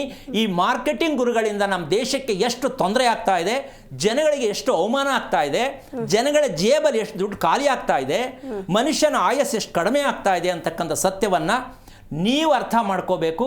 ನಾವು ಎಲ್ಲಿ ದಾರಿ ತಪ್ಪಿದ್ದೀವಿ ಅಂತ ನೀವು ಅರ್ಥ ಮಾಡ್ಕೋಬೇಕು. ಬೇರೆಯವ್ರನ್ನ ನೀವು ತಪ್ಪು ಅಂತ ಹೇಳಬಾರ್ದು, ನಾನು ಹೇಳಬಾರ್ದು. ಅದು ಅವರ ವೈಯಕ್ತಿಕವಾದ ವಿಷಯ ಅಲ್ವೇನಮ್ಮ? ನಿಮಗೆ ಎಲ್ಲಿ ಒಳ್ಳೆ ತಿಂಡಿ ಸಿಗುತ್ತೆ ಹುಡ್ಕೊಂಡು ಹೋಗಿ, ಸಿಕ್ಕದ ಕಡೆ ತಿಂತೀನಿ ಅಂದರೆ ಅದೇನಿರುತ್ತೋ ತಿನ್ಕೊಳ್ಳಿ. ನಾವು ಹುಡುಕಿ ಜೀವನದಲ್ಲಿ ಬದುಕಬೇಕು, ಯಾವುದು ಸರಿ ಅಂತ ತೀರ್ಮಾನ ಮಾಡ್ಕೊಳ್ಳೋದಕ್ಕೆ ಪ್ರತಿಯೊಬ್ಬರು ಕೂಡ ಹೊಸ ವರ್ಷದಲ್ಲಿ ಹೊಸದಾಗಿ ತಿಳ್ಕೊಂಡೆ ಅಂತ ಖುಷಿ ಪಡಿ. ಯಾಕೆಂದ್ರೆ ಇದ್ರ ಬಗ್ಗೆ ನಿಮ್ಗೆ ಅನುಮಾನಗಳಿದ್ದರೆ ನೇರವಾಗಿ ಭೇಟಿಯಾಗಿ ಮಾತಾಡಬಹುದು. ಮನೆಯಲ್ಲಿ ಗ್ರಹಗಳನ್ನು ಹೇಗೆ ಗುರುತಿಸುವುದು, ಆ ಗ್ರಹಗಳನ್ನ ಗುರುತಿಸಬೇಕಾದ್ರೆ ಮನೆಯ ಪ್ಲ್ಯಾನ್ ನಕ್ಷೆಯನ್ನು ಹೇಗೆ ಮಾಡೋದು, ಇದಕ್ಕೆ ಬ್ಲೂ ಪ್ರಿಂಟ್ ಅಂತೀವಿ. ಆಸ್ತಿಗೆ ಬ್ಲೂ ಪ್ರಿಂಟ್ ಇರುತ್ತೆ, ಹೌದಾ? ಪಕ್ಕದಲ್ಲಿ ಯಾರವರೇ, ಮುಂಬಳ ಯಾರವರೇ, ಹಿಂಭಾಗ ಅವರ ಬ್ಲೂ ಪ್ರಿಂಟ್ ಇದೆ. ಈಗ ಮಗು ಹುಟ್ಟೋದಕ್ಕೂ ಬ್ಲೂ ಪ್ರಿಂಟ್ ಇಲ್ಲ. ಮಗು ಹುಟ್ಟೋದಕ್ಕೂ ಬ್ಲೂ ಪ್ರಿಂಟ್ ಬೇಕು, ನಾವು ಕಟ್ಟೋ ಮನೆಗೆ ಬ್ಲೂ ಪ್ರಿಂಟ್ ಬೇಕು, ನಾವು ಮಾಡ್ಕೊಳ್ಳೋ ಮದುವೆಗೆ ಬ್ಲೂ ಪ್ರಿಂಟ್ ಬೇಕು. ಇಲ್ಲ, ನಮಗೆ ಬ್ಲೂ ಪ್ರಿಂಟನ್ನು ಅರ್ಥನೇ ಗೊತ್ತಿಲ್ಲ. ಆದರೆ ನಾವು ಕಾನೂನಿಗೋಸ್ಕರವಾಗಿ ಒಂದು ಬ್ಲೂ ಪ್ರಿಂಟ್ ತಗೋತೀವಿ. ಮನೆ ಕಟ್ಟೋ ಬ್ಲೂ ಪ್ರಿಂಟ್ ಕೊಡಿ ಅಂತಾರೆ ಕಾನೂನಿಗೆ. ಅಂದರೆ ಇದು ಪ್ಲ್ಯಾನ್ ಹಾಕ್ಬಿಟ್ಟು ಲೋನ್ ತಗೋಬೇಕಲ್ಲ ಮನೆ ಕಟ್ಟಕ್ಕೆ, ಅದಕ್ಕೆ ಬ್ಲೂ ಪ್ರಿಂಟ್ ಸೃಷ್ಟಿ ಮಾಡ್ತಾರೆ. ಆ ಬ್ಲೂ ಪ್ರಿಂಟ್ ಏನು? ಗೌರ್ಮೆಂಟ್ನವ್ರು ಕೊಡೋದು. ಗೌರ್ಮೆಂಟ್ನವ್ರಿಗೆ ಕರೆಕ್ಟಾಗಿ ಮನೆ ಕಟ್ಟೋ ಶಾಸ್ತ್ರ ಗೊತ್ತಾ? ಗೌರ್ಮೆಂಟ್ನವ್ರು ಯಾರೇ ಆಗಿರಲಿ, ಸೆಂಟ್ರಲ್ ಗೌರ್ಮೆಂಟ್ ಇರ್ಬೋದು, ಸ್ಟೇಟ್ ಗೌರ್ಮೆಂಟ್ ಇರ್ಬೋದು, ಕಾನೂನಲ್ಲೇ ಇರ್ಬೋದು, ಸೂಕ್ತವಾದ ಶಾಸ್ತ್ರಬದ್ಧವಾದ ಮನೆ ಕಟ್ಟಲಿಕ್ಕೆ ಅವ್ರಿಗೆ ಗೊತ್ತಿದೆಯಾ? ಅಂದ ಮೇಲೆ ನಾವು ಮನೆ ಕಟ್ತಾ ಇರ್ತಕ್ಕಂಥ ಎಷ್ಟು ತಿಳ್ಕೊಂಡಿದ್ದೀವಿ. ಇದಕ್ಕೆ ಸಣ್ಣ ಉದಾಹರಣೆ ಕೊಡ್ಬೋದು. ಏನು ಅಂತಂದರೆ, ಈ ಒಂದು ಇಕ್ಕಟ್ಟಿನ ಪರಿಸ್ಥಿತಿಯಲ್ಲಿ ನಾವು ಯಾಕೆ ಸಿಕ್ಕಾಕ್ಕೊಂಡು ಅಂತಂದರೆ, ವಿದ್ಯಾಭ್ಯಾಸದ ಗುಟ್ಟು ಯಾವುದು ಅಂತ ಪ್ರಶ್ನೆ. ಎಲ್ಲ ಮಕ್ಕಳಿಗೂ ತಂದೆ ತಾಯಿ ವಿದ್ಯಾಭ್ಯಾಸ ಕೊಡಬೇಕು, ಸೂಕ್ತ ಅಂತ ಹೇಳ್ತಾರೆ. ವಿದ್ಯಾಭ್ಯಾಸವನ್ನು ಮಕ್ಕಳು ಕೊಡ್ತಕ್ಕಂಥ ತಂದೆ ತಾಯಿಗೆ ಒಂದು ಪ್ರಶ್ನೆ ಕೇಳ್ಕೊಳ್ಳಿ, ಇದ್ರ ಗುಟ್ಟು ಯಾವುದು? ಮಗುವಿಗೆ ವಿದ್ಯಾಭ್ಯಾಸವನ್ನು ಯಾಕೆ ಕೊಡಬೇಕು ಅಂತ ಕೇಳಿದ್ರೆ ಮುಂದಕ್ಕೆ ಅವರು ಸಂಪಾದನೆ ಮಾಡಲಿ, ಚೆನ್ನಾಗಿರಲಿ, ಸುಖವಾಗಿರಲಿ ಅಂತ ಹೇಳ್ತಾರೆ ತಂದೆ ತಾಯಿ. ಇದು ಪಕ್ಕಾ ತಪ್ಪು ಮಾಹಿತಿ. ಸರಿಯಾದ ಮಾಹಿತಿ ಯಾವುದು? ಏಕಾಗ್ರತೆಯ ಗುಟ್ಟು ವಿದ್ಯಾಭ್ಯಾಸದ ಗುಟ್ಟು. ಮಗು ಏಕಾಗ್ರತೆಯಲ್ಲಿರಬೇಕು. ಯಾರಿದ್ದಾರೆ? ಇದನ್ನು ವಿದ್ಯಾಭ್ಯಾಸದಲ್ಲಿ ಏಕಾಗ್ರತೆ ಹೇಳ್ಕೊಡ್ತಾ ಇದ್ದಾರಾ? ಎಜುಕೇಷನ್ ಇದೆಯಾ ಇದು? ಅಂದರೆ ನಾವು ಎಷ್ಟು ತಪ್ಪಾಗಿ ಹೋಗ್ತಾ ಇದ್ದೀವಿ ಅಂತ. ಮಕ್ಕಳಿಗೆ ವಿದ್ಯೆ ಕೊಡೋದು ಸರಿ ಅಂತ ತಿಳ್ಕೊಂಡಿರ್ತಕ್ಕಂಥ ಪೋಷಕರಿಗೆ ನಾನು ವಿಚಾರ ಹೇಳ್ತಿರ್ತಕ್ಕಂಥ ನಂದಲ್ಲ ಇದು. ಮಗುವಿಗೆ ಏಕಾಗ್ರತೆ ಬೇಕಾ ಬೇಡವಮ್ಮ? ಪ್ರತಿಯೊಬ್ಬರಿಗೂ ಬೇಕು. ಏಕಾಗ್ರತೆನೇ ಬಂದಿಲ್ಲ ಅಂದರೆ ಬೆಳಗಿನ ಸಾಯಂಕಾಲ ಲಕ್ಷ ಕೋಟಿ ಯೋಚನೆ ಮಾಡ್ತಿರ್ತದೆ ಮಗು. ಹೌದು. ಈಗ ಮಗು ನಿಮ್ಮದು ಕೇಳೋದಾ, ಸ್ಕೂಲಲ್ಲಿರೋ ಮಾಸ್ಟರ್ದು ಕೇಳೋದಾ, ಫ್ರೆಂಡ್ಸ್ ಕೇಳೋದಾ, ಪುಸ್ತಕದಲ್ಲಿರೋದು ಓದೋದಾ, ಯಾವುದನ್ನು ಕೇಳಬೇಕು ಮಗು? ಹೌದು. ಅಂದರೆ ನಾವು ಎಷ್ಟು ಜಂಜಾಟ ಸಿಕ್ಕೊಂಡಿದ್ದೀವಿ. ವಿದ್ಯಾಭ್ಯಾಸದಲ್ಲೂ ಮಾಹಿತಿ ಇಲ್ಲ, ಮನೆ ಕಟ್ಟೋದ್ರಲ್ಲೂ ಮಾಹಿತಿ ಇಲ್ಲ, ಮದುವೆ ಮಾಡ್ಕೊಳ್ಳೋದ್ರಲ್ಲೂ ಮಾಹಿತಿ ಇಲ್ಲ. ಹಂಗಿದ್ದ ಮೇಲೆ ನಾವು ಭಾರತೀಯ ಅಂತ ಎದೆಯನ್ನು ಇಟ್ಕೊಂಡು ಕೈ ಇಟ್ಕೊಂಡು ಹೇಳೋದಕ್ಕೆ ನಮಗೆ ಶಕ್ತಿನೇ ಇಲ್ಲ. ಯಾಕೆ ವೀಕ್ ಆಗಿಬಿಟ್ಟಿದ್ದೀವಿ? ಯಾಕೆ ಬೇರೆಯವ್ರು ಹೇಳೋದನ್ನು ಕೇಳಿ ಕೇಳಿ. ಅದಕ್ಕೆ ಈ ಕಾರ್ಯಕ್ರಮದ ಪೂರ್ಣ ಉದ್ದೇಶ ಪ್ರತಿದಿನ ಹೇಳ್ತಾ ಇದ್ದೀನಿ. ಈ ಕಾರ್ಯಕ್ರಮನ ನೋಡ್ತಕ್ಕಂಥವರಿಗೆ ನೀವು ಹೊಸದಾಗಿ ವಿದ್ಯೆಯನ್ನು ಕಲಿತಾ ಇದ್ದೀರಾ, ಜೀವನದ ವಿದ್ಯೆಯನ್ನು ಕಲಿತಾ ಇದ್ದೀರಾ, ಮಕ್ಕಳಿಗಾಗಿ ಏನು ಹೇಳ್ಕೊಡ್ಬೇಕು, ಏನು ತಿಳಿಸ್ಬೇಕು ಅಂತಕ್ಕಂಥ ವಿದ್ಯೆಯನ್ನು ಕಲಿಯೋದಕ್ಕೆ ಈ ಆರೋಗ್ಯ ರಹಸ್ಯದ ಕಾರ್ಯಕ್ರಮ ಇದೆಯೇ ಹೊರತು ನಾವು ಪರಿಹಾರ ಹೇಳ್ತಕ್ಕಂಥ ಕಾರ್ಯಕ್ರಮ ಅಲ್ಲ. ಪರಿಹಾರ ಕೇಳುವಂಥ ಕಾರ್ಯಕ್ರಮಕ್ಕೆ ನೀವು ಕರೆ ಮಾಡಿದ್ರೆ ನಿಮಗೆ ಸೇರಿದ್ದು. ಪರಿಹಾರ ಹೇಳೋದು ಯಾವ ಕಾರಣಕ್ಕೂ ನಮ್ಮ ಭಾರತೀಯ ಸಂಸ್ಕಾರ ಅಲ್ಲ. ನಾವು ರಿಪೇರಿ ಮಾಡಬೇಕು ನಮ್ಮ ಭಾರತ ದೇಶ. ಈಗ ಎಲ್ಲ ದೇಶಗಳಿಗೂ ರಿಪೇರಿ ಮಾಡ್ತಾ ಇರ್ತಕ್ಕಂಥ ದೇಶ ಯಾವುದು? ನಮ್ಮ ಭಾರತ ದೇಶ. ಯಾಕೆ? ಸಂಸ್ಕಾರದ ನೆಲ. ಹೌದು. ಪುಣ್ಯ ನದಿಗಳು ನಮ್ಮ ದೇಶದಲ್ಲಿದೆ. ಪುಣ್ಯ ಋಷಿಗಳು ತಪಸ್ಸು ಮಾಡಿದಂಥ ಭಾರತ ದೇಶ. ಅದಕ್ಕೆ ಎಲ್ಲ ದೇಶಗಳು ನಮ್ಮ ದೇಶದ ಮೇಲೆ ಕಣ್ಣಿಟ್ಟಿದ್ದಾರೆ. ಅಂದರೆ ನಾವೆಂಥ ಪವಿತ್ರವಾದ ದೇಶದಲ್ಲಿ ಹುಟ್ಟಿದ್ದೀವಿ. ನಮ್ಮ ದೇಶ, ನಮ್ಮ ಭೂಮಿಯನ್ನು ಉಳಿಸ್ಬೇಕಾ ಬೇಡವಾ ನೀವೇ ಡಿಸೈಡ್ ಮಾಡಿ. ಈ ಸತ್ಯವನ್ನು ತಿಳ್ಕೊಳ್ಳೋವರೆಗೂ ನೀವು ಜೀವನ ಪರ್ಯಂತ ಅನುಭವಿಸೋದು ಬೇಡ ಅಂತ ಹೊಸ ವರ್ಷದ ಸಂದೇಶ ಏನು ಅಂದರೆ, ಅನುಮಾನ ತೆಗೆದು ಸೈಡ್ಗಿಡಿ, ಜೀವನದಲ್ಲಿ ಬದುಕಬೇಕು ಅನ್ನೋದೇ ಆದರೆ ಕಾರ್ಯಕ್ರಮವನ್ನು ಪೂರ್ಣವಾಗಿ ಅರ್ಥ ಮಾಡಿಕೊಂಡು ಮಕ್ಕಳಿಗೆ ಒಂದು ಸಂದೇಶ ಕೊಡಿ. ಬದುಕಿನ ಮೌಲ್ಯಗಳು, ಬದುಕಿನ ಪಾಠ ಯಾವುದು ಅಂತ ನೀವು ಮೊದಲು ತಿಳ್ಕೊಳ್ಳಿ. ಯಾಕೆಂದರೆ ಇದಕ್ಕೆ ಉದಾಹರಣೆ ಏನಂದರೆ, ಮಕ್ಕಳ ತಿಳುವಳಿಕೆ ಮಕ್ಕಳಿಗೆ ಕೊಡಬೇಕು ಅಂತ ಅಪ್ಪ ಅಮ್ಮ ಅಂತಾರೆ. ತಿಳುವಳಿಕೆ ಎಲ್ಲಿಂದ ಬರುತ್ತೆ? ಮಕ್ಕಳಿಗೆ ತಿಳುವಳಿಕೆ ಎಲ್ಲಿಂದ ಬರುತ್ತೆ? ದೊಡ್ಡವರ ನಡವಳಿಕೆಯಿಂದ ಚಿಕ್ಕ ಮಕ್ಕಳಿಗೆ ತಿಳುವಳಿಕೆ ಬರುತ್ತೆ. ಈಗ ದೊಡ್ಡವ್ರ ನಡವಳಿಕೆನೇ ಚೆನ್ನಾಗಿಲ್ಲ, ಪಾಪ ಅವರೇ ಪರದಾಡ್ತಿದ್ದಾರೆ. ಮಕ್ಕಳಿಗೆ ತಿಳುವಳಿಕೆ ಮಾಡ್ಕೋ ಅಂತ ಮಕ್ಕಳು ಬೋಧನೆ ಮಾಡೋದ್ರಿಂದ ಎಷ್ಟು ಮರಿಗೆ ಸತ್ಯ? ದೊಡ್ಡವ್ರನ್ನ ನೋಡಿನೇ ಚಿಕ್ಕವ್ರು ಕಲಿಯೋದು. ಈಗ ನಾವು ಎಲ್ಲಾದ್ರೂ ದಾರಿ ತಪ್ಪಿದ್ದೀವಿ ಅಂತ ಪ್ರತಿಯೊಬ್ಬರು ಅರ್ಥ ಮಾಡ್ಕೊಳ್ಳಿ. ಹೌದು. ಇವತ್ತೊಂದಲ್ಲ, ಎಷ್ಟು ವರ್ಷಗಳ ಕಾಲದಿಂದ ನಾವು ಯಾರೋ ಹೇಳೋದನ್ನು ಕೇಳಿಕೊಂಡು, ಶಾಸ್ತ್ರ ಕೇಳಿಕೊಂಡು, ಭವಿಷ್ಯ ಕೇಳಿಕೊಂಡು, ಹೆದರ್ಕೊಂಡು ಜೀವನ ಬೇಕಾಯಿದು ಬೇಡ ಅಲ್ಲ. ಆ ಥರ ತಾಕತ್ತಾಗಿರ್ತಕ್ಕಂತಹ ವಿಚಾರಗಳನ್ನು ಪ್ರತಿಯೊಬ್ಬರು ತಿಳ್ಕೊಂಡು ಅರ್ಥ ಮಾಡಿಕೊಂಡು ಬದುಕಿಗೆ ಒಂದು ಮೌಲ್ಯವನ್ನು ಕೊಡಬೇಕು ಅಂತಕ್ಕಂಥದ್ದು ಒಂದು ವಿನಂತಿಯೇ ಹೊರತು ನಾನು ಆರ್ಡರ್ ಮಾಡ್ತಾ ಇಲ್ಲ. ಆಪ್ಷನ್ ನಿಮ್ಮದು. ಒಳ್ಳೆ ಪದಾರ್ಥ ಬೇಕಾ ಆರಿಸ್ಕೊಳ್ಳಿ, ಯಾವ್ದು ಬೇಕಾ ಆರಿಸ್ಕೊಳ್ಳಿ. ಏನಮ್ಮ? ಹೌದು, ಇಷ್ಟು ವಿಚಾರ ಮುಂದೆ ಒಬ್ರು ಕಾಲರ್ ರೆಡಿ ಇದ್ದಾರೆ ಗುರೂಜಿ, ಮಾತನಾಡ್ತಾ ಹೋಗೋಣ. ಹಲೋ, ನಮಸ್ತೆ. ನಮಸ್ತೆ ಮೇಡಮ್. ತಮ್ಮ ಹೆಸರು, ಎಲ್ಲಿಂದ ಕರೆ ಮಾಡಿದ್ದೀರಾ? ನನ್ನ ಹೆಸರು ಶೀಲಾ ಅಂತೇಳಿ, ಓಕೆ. ಬಾಗಲಕೋಟೆ ಡಿಸ್ಟ್ರಿಕ್ಟ್ ಕೆರೂರಿಂದ ಮಾತಾಡೋದು. ಯಾರ ಬಗ್ಗೆ ಕೇಳಬೇಕಿತ್ತು? ಮಕ್ಕಳ ಬಗ್ಗೆ ಕೇಳಬೇಕಾಗಿತ್ತು ಮೇಡಮ್. ನಕ್ಷತ್ರ ಹೇಳ್ಬೋದಾ? ಉತ್ತರ ನಕ್ಷತ್ರ, ಕನ್ಯಾ ರಾಶಿ. ಓಕೆ, ಗುರೂಜಿ ಇದ್ದಾರೆ, ಮಾತಾಡಿಮ್ಮ. ನಮಸ್ತೆ, ಹರಿವಂ ಗುರೂಜಿ. ನಾರಾಯಣ. ಯಾರು ಮಗಳ? ಮಗ ರೀ. ಎಷ್ಟು ವಯಸ್ಸು? ಒಬ್ಬವನಿಗೆ 20 ವಯಸ್ಸು ರೀ. 20? ಒಬ್ಬವನಿಗೆ ಅಮ್ಮ 20. ಒಂದು ನಿಮಿಷ, ನೀನು ಪೂರ್ತಿ ಮಕ್ಕಳ ಡೀಟೇಲ್ಸ್ ಎಲ್ಲ ಹೋಗ್ಬೇಡ, ಒಬ್ಬಂದು ಹೇಳು. ಹಲೋ, ನೀನು ಎಲ್ಲ ಮಕ್ಕಳನ್ನ ಕೇಳಬೇಡ, ಒಬ್ಬಂದು ಕೇಳು. ಉತ್ತರ ನಕ್ಷತ್ರ, ಕನ್ಯಾ ರಾಶಿ, 20 ವಯಸ್ಸು. 20? ಹಾ, ಇಬ್ರದ್ದು ಒಂದೇ ನಕ್ಷತ್ರ ರೀ. ಸರಿ. ಏನು ಮಾಡ್ತಾ ಇದ್ದಾನೆ? ಇಂಜಿನಿಯರಿಂಗ್ ಓದ್ತಾ ಇದ್ದಾನೆ. ಓಕೆ, ಈಗ ಅವನ ಬಗ್ಗೆ ಏನು ಬೇಕು? ಆರೋಗ್ಯ. ನಿನ್ನ ನಕ್ಷತ್ರ ಏನು ಗೊತ್ತೇನಮ್ಮ? ನಮ್ದು ಗೊತ್ತಿಲ್ಲ ಗುರುಗಳೇ. ದೇವರು ಯಾವುದು ಮನೆಯಲ್ಲಿ ಫೋಟೋ ಇಟ್ಟಿರೋದು ನೀವು? ನಮ್ಮ ಮನೆಯಲ್ಲಿ ದುರ್ಗಾದೇವಿ ಇದೆ ಈಗ ಗುರುಗಳೇ. ಅಷ್ಟೇನಾ? ದುರ್ಗಾದೇವಿ, ನಮ್ಮ ಮನೆ ದೇವ್ರು ಕಾಳಮ್ಮ. ಆಮೇಲೆ ಅಚ್ಚನ್ ಕಾಳಮ್ಮ. ಕಾಳಮ್ಮನ ಮಂದಿಯವ್ರು ಮಾಡ್ಕೊಳಕ್ಕಾಗತ್ತೇನಮ್ಮ? ಅದ ಕುಲದೇವಿ ಇತ್ತೆ. ಇಬ್ರು ಯಾರು ಇದರಲ್ಲಿ? ಇಬ್ಬರಲ್ಲಿ ಯಾರು? ದೇವಿ, ದುರ್ಗಾದೇವಿ. ಓಕೆ. ನೀವು ಯಾವಾಗಾದರೂ ತಿರುಪತಿಗೆ ಹೋಗೋದಕ್ಕೆ ಪ್ರಯತ್ನ ಮಾಡಿದ್ದು, ಹೋಗಿದ್ದು ಆಗಿದೆಯಾ? ಒಂದ್ ಸಾರಿ ಹೋಗಿ ಬಂದೇವ್ ಗುರುಗಳೇ. ಯಾವಾಗ? ಇವಾಗ 5-6 ವರ್ಷ ಆಯ್ತ್ರಿ. ಯಾವ ವಾರ ಹೋಗಿ ದರ್ಶನ ಮಾಡಿದ್ರಿ? ವಾರ ನೆನಪಿಲ್ಲ ಗುರುಗಳೇ. ಓಕೆ. ಎಷ್ಟು ಜನ ಹೋಗಿದ್ರಿ? ಎಲ್ಲ ಮನೆಯವರೆಲ್ಲ ಹೋಗಿದ್ರಾ? ಭಾಳ ಜನ ಹೋಗಿದ್ದೀರಿ ಗುರುಗಳೇ. ಭಾಳ ಜನ ಅಂದರೆ ಟೂರಲ್ಲ? ಹಾ, ಟೂರಿಸ್ಟ್. ಓಕೆ. ಅಲ್ಲಿಂದ ಏನು ತಂದ್ರಿ? ಇದು ಪ್ರಸಾದ. ತಿರುಪತಿಯಿಂದ ಏನು ತಂದ್ರಿ? ಪ್ರಸಾದ, ಲಾಡು. ಆಮೇಲೆ ಫೋಟೋ ಯಾವುದು ತರಲಿಲ್ವಾ? ತಂದಿದ್ವಿ ಗುರುಗಳೇ. ಎಲ್ಲಿಟ್ಟಿದ್ದೀರಾ ಅದು? ಆ ಜಗಲಿ ಮೇಲೆ ಇಟ್ಟಿದ್ದೀವಿ ಗುರುಗಳೇ. ಅದರ ಪಕ್ಕ ಇನ್ಯಾವ್ದು ಇಟ್ಟಿದ್ದೀರಾ? ಅದೇ ದುರ್ಗಾದೇವಿ ಇದ್ದೈತೆ. ಆಮೇಲೆ ರಾಘವೇಂದ್ರ, ಆಮೇಲೆ ಹೇಳ್ಬಿಡಮ್ಮ ಪೂರ್ತಿ. ದುರ್ಗಾದೇವಿ, ರಾಘವೇಂದ್ರ, ಕಾಳಮ್ಮ. ಕಾಳಮ್ಮ. ಇದೆ ಗುರುಗಳೇ. ಆಮೇಲೆ ಗಣಪತಿ. ಗಣಪತಿ ಇಲ್ಲ ಗುರುಗಳೇ. ಆಮೇಲೆ ಯಾರೋ ಮನುಷ್ಯ ಬರ್ಕೊಟ್ರು ಚೆನ್ನಾಗಾಗ್ಲಿ ಅಂತ ಬರ್ಕೊಟ್ರು ಫೋಟೋ, ಯಂತ್ರ, ತಗಡು. ಇಲ್ಲ ಏನಿಲ್ಲ ಗುರುಗಳೇ. ಮನೆ ಬಾಗಿಲಲ್ಲಿ ಯಾವ್ದು ಕಟ್ಟಿದ್ಯಮ್ಮ? ಏನ್ ಗುರುಗಳೇ? ಮನೆ ಬಾಗಿಲಲ್ಲಿ ಯಾವ ದೇವಸ್ಥಾನದ ಕಟ್ಟಿದ್ಯಾ ಅಂದ್ರೆ? ತೆಂಗಿನಕಾಯಿ, ಕುಡಿಕೆ, ಬಟ್ಟೆ? ಇಲ್ಲ ಗುರುಗಳೇ, ಇಲ್ಲ ಗುರುಗಳೇ. ಓಕೆ. ಎಷ್ಟು ವರ್ಷ ದೇವಸ್ಥಾನ ಇದೆ ಗುರುಗಳೇ.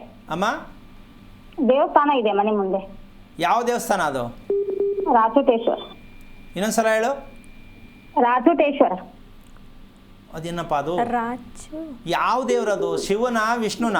ವೀರಭದ್ರ ದೇವ್ರು. ಈಗ ಹಿಡ್ದೆ ನೋಡು. ಈಗ ದೇವಸ್ಥಾನ ಎಷ್ಟು ವರ್ಷದ್ದು? ಬಾಳ ವರ್ಷದ್ದು, 400 ವರ್ಷದ್ದಂತ ಗುರುಗಳೇ. ಓಕೆ.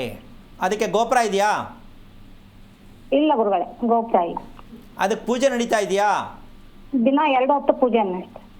ಓಕೆ. ನೀನು ದೇವಸ್ಥಾನಕ್ಕೆ ಹೋಗ್ತೀಯಾ? ಹೋಗ್ತೀವಿ ಗುರುಗಳೇ. ದೇವಸ್ಥಾನಕ್ಕೂ ನಿಮ್ಮ ಮನೆಗೂ ಎಷ್ಟು ದೂರ ಅಂತರ ಇದೆ? ಬಾಳ ದೂರ ಇಲ್ಲ ಗುರುಗಳೇ, 20 ಮೀಟರ್ ಐತೆ. 20 ಮೀಟ್ರ್ ಇದೆ. ಬಾಗಿಲು, ನಿಮ್ಮ ದೇವಸ್ಥಾನದ ಬಾಗಿಲು ನಿಮ್ಮನೆ ಬಾಗಿಲಿಗೂ ಎಷ್ಟು ವ್ಯತ್ಯಾಸ ಇದೆ? ಗೋಡೆ ಇದೆ, ಗೋಡೆ ಬರ್ತಾ ಇದೆ. ಓಕೆ. ನಮ್ಮ ಬಾಗಿಲಿಗೆ ಗೋಡೆ, ನಿನಗೆ ಕಿಟಕಿ ಬರ್ತದೆ. ನಿನಗೆ ನಿದ್ದೆ ಚೆನ್ನಾಗಿ ಬರುತ್ತಾ? ನಿದ್ದೆ ಇಲ್ಲ ಗುರುಗಳೇ, ನಾನು ಕಡಿಮೆ ನಿದ್ದೆ. ನಿನಗೆ ನಿದ್ದೆ ಬೇಡವಾ? ಬೇಕು ಗುರುಗಳೇ.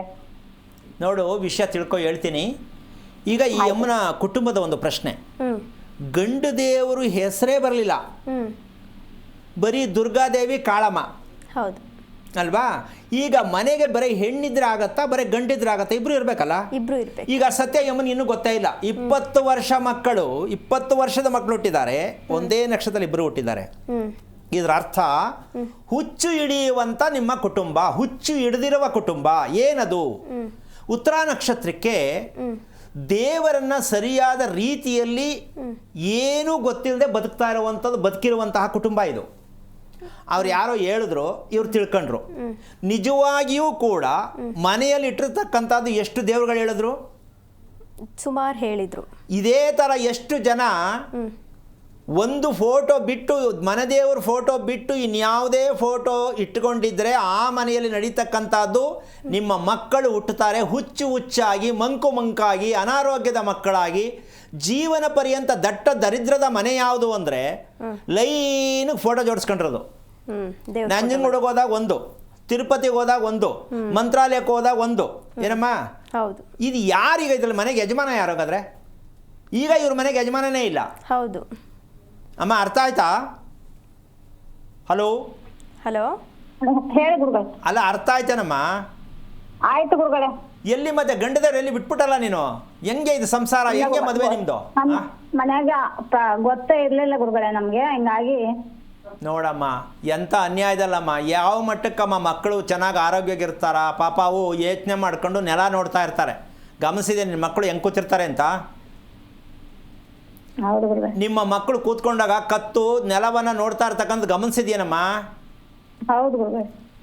ಇದರ ಅರ್ಥ ಏನು ಅಂದರೆ, ಯೋಚನೆ ಮಾಡ್ಕೊಂಡೆ ಮಕ್ಕಳು ಬದುಕ್ತಾ ಇದ್ದಾವೆ ಅಂದರೆ ನೆಲ ನೋಡ್ಕೋ ಅಂತ. ಅದಕ್ಕೆ ತಿರುಪತಿ ಶ್ರೀನಿವಾಸರಿಗೆ ಏನಕ್ಕೆ ಹೋಗಿದ್ದ ಅಂತ ಕೇಳಿದೆ ಅಂದರೆ, ತಿರುಪತಿ ಶ್ರೀನಿವಾಸ ದರ್ಶನ ಮಾಡೋದ್ರಿಂದ ನಾವೇನಿಗೆ ಮೆಸೇಜ್ ಏನು ಅಂತ ಪ್ರತಿಯೊಬ್ಬರಿಗೂ ಗೊತ್ತಾಗಬೇಕು. ತಿರುಪತಿಗೆ ಯಾಕೆ ಹೋಗ್ಬೇಕು? ಹೌದು. ಮತ್ತು ಶ್ರೀನಿವಾಸ ದರ್ಶನ ಮಾಡೋದ್ರಿಂದ ನಮಗೇನು ಸಿಕ್ಕತ್ತೆ ಲಾಭ ಅಂತಕ್ಕಂಥ ಸತ್ಯವನ್ನು ತಿಳ್ಕೊಂಡು ದೇವಿ ದರ್ಶನ ಮಾಡಬೇಕು ಶ್ರೀನಿವಾಸರದು. ಏನದು ಅಂದರೆ, ಎಡಗೈನ ಹೀಗೆ ತೋರಿಸ್ತಾ ಇದ್ದಾರೆ ಶ್ರೀನಿವಾಸರು, ಹೌದಾ? ಬಲಗೈನ ಹೀಗೆ ಕೊಟ್ಟಿದ್ದಾರೆ. ಯಾಕಿದ್ರ ಅರ್ಥ ಏನು? ಶ್ರೀನಿವಾಸರ ದರ್ಶನ ನೋಡಬೇಕಂದ್ರೆ ಯಾಕೆ ಅಂದರೆ, ನೀನು ಕಟ್ಟಿರುವ ಮನೆ ಭೂಮಿಯನ್ನು ಗುರುತಿಸ್ದೆ ಇಲ್ಲಿಗೆ ಬಂದಿದೆಯಲ್ಲಪ್ಪ ಅಂತ. ಈಗ ತೋರಿಸೋದು ಕೈ ಕೆಳಗಡೆ ತೋರಿಸ್ತಾ ಇದ್ದಾರೆ ಶ್ರೀನಿವಾಸ ಎಡಗೈನ. ಭೂಮಿ ನೋಡೋ ಮೂರ್ಖ, ನೀನು ವಾಸ ಮಾಡುತ್ತಿರುವುದು, ನೀನು ನಿಂತಿರುವ ಭೂಮಿಯನ್ನು ನೋಡ್ಕೋ ಅಂತ ಶ್ರೀನಿವಾಸರು ಮೆಸೇಜ್ ಪಾಸ್ ಮಾಡ್ತಾ ಇದ್ದಾರೆ ಅಂತ ನಮ್ಗೆ ಗೊತ್ತಿಲ್ವಲ್ಲ. ಈ ಮೂರ್ಖರು ಹೇಳ್ತಾರೆ, ದುಡ್ಡು ಸಾಕಾಗ್ತಾ ಇಲ್ಲ, ಇನ್ನು ಸ್ವಲ್ಪ ಕೊಡಪ್ಪ ಅಂತ ಕೇಳ್ತಾನಂತೆ ಶ್ರೀನಿವಾಸರು. ಈ ಮೂರ್ಖರು ಹೇಳೋ ಪ್ರಶ್ನೆ ಇದು. ಹಿಂಗೆ ಕೊಡಪ್ಪ, ನನಗೆ ತಂದು ಕೊಟ್ಬಿಡು ಅಂತ ಕೇಳ್ತಾರಂತೆ. ಎಂತೆಂಥ ಮೂರ್ಖತನದ ಜೀವನ ಇದ್ದಾರೆ ಅಂದರೆ ನಿಜಕ್ಕೂ ನಮ್ಮ ಜನಗಳು ದಟ್ಟ ಜೀವನದಲ್ಲಿ ಹೇಗಿರ್ತದೆ ಅವ್ರು ಹೇಳೋದು ಅಂದರೆ ಅವರೇ ಅನುಭವಿಸ್ತಾ ಇರ್ತಾರೆ. ದೇವರನ್ನ ವ್ಯಂಗ್ಯವಾಗಿ ಮಾತಾಡುವಂಥ ಜನ ನಮ್ಮ ದೇಶದಲ್ಲಿ ಬೇಕಾಷ್ಟು ಜನ ಇದ್ದಾರೆ. ಹಾಗಾಗಿ ಭೂಮಿಯನ್ನು ನೋಡು ಅಂದರೆ, ಇವಾಗ ಇವ್ರ ಮಕ್ಳಿಗೆ ನಾನು ಹೇಳಿದೆ, ಮಕ್ಕಳು ನೆಲ ನೋಡ್ಕೊಂಡೇ ಯೋಚನೆ ಮಾಡ್ತಾರೆ ಅಂದರೆ, ಇವ್ರ ಮನೆ ಎದುರುಗಡೆ ದೇವಾಲಯ ಇದೆ. ಅದು ಎದುರುಗಡೆ ದೇವಾಲಯ ಇರಬೇಕಾದ್ರೆ ವಾಸಕ್ಕೆ ಮನೆ ಸೂಕ್ತ ಅಲ್ಲ. ಆ ಕಾರಣದಾಗಿ ಒಂದು ಮಗು ಹುಟ್ಟಾಯಿತು, ತಿಳ್ಕೋಬೇಕು. ಇನ್ನೊಂದು ಮಗು ಹುಟ್ಟಿತು, ತಿಳ್ಕೊಳ್ಳೇ ಇಲ್ಲ. ಇಂಥ ಮಂಡುಗಳು ಇವರು. ಈಗ ಜೀವನದಲ್ಲಿ ಇವರು ಪ್ರಪಂಚನ ಸುತ್ಕೊಂಡ್ಬಂದ್ರು, ಇವರಿಗೆ ಪರಿಹಾರ ಇಲ್ಲ. ಹಂಗಂತ ಹೇಳಿ ಎದುರ್ಕೋಬೇಕಾಗಿಲ್ಲ. ಸತ್ಯ ಗೊತ್ತಾಯ್ತಲ್ಲ ಅಂತ ಖುಷಿ ಆಯ್ತಾ, ಬೇಜಾರಾಯ್ತಮ್ಮ ನಿನಗೆ? ಖುಷಿ ಆಯ್ತು ಗುರುಗಳೇ. ನೀನು ಮಾಡಬೇಕಾದ ಕೆಲಸ ಸೋಮಾರಿತನ ಯಾವಾಗ ಅಂದರೆ, ನಿನ್ನ ಮಕ್ಕಳಿಗೆ ಆದಷ್ಟು ಮಟ್ಟಕ್ಕೂ ಕುಟುಂಬಕ್ಕೆ ಒಳ್ಳೆಯದಾಗಬೇಕು ಅಂದರೆ ಆ ಮನೆ ಇರ್ತಕ್ಕಂಥದ್ದು, ವಾಸ ಮಾಡ್ತಕ್ಕಂಥದ್ದು ಸರಿನಾ? ನಂಬರ್ 1.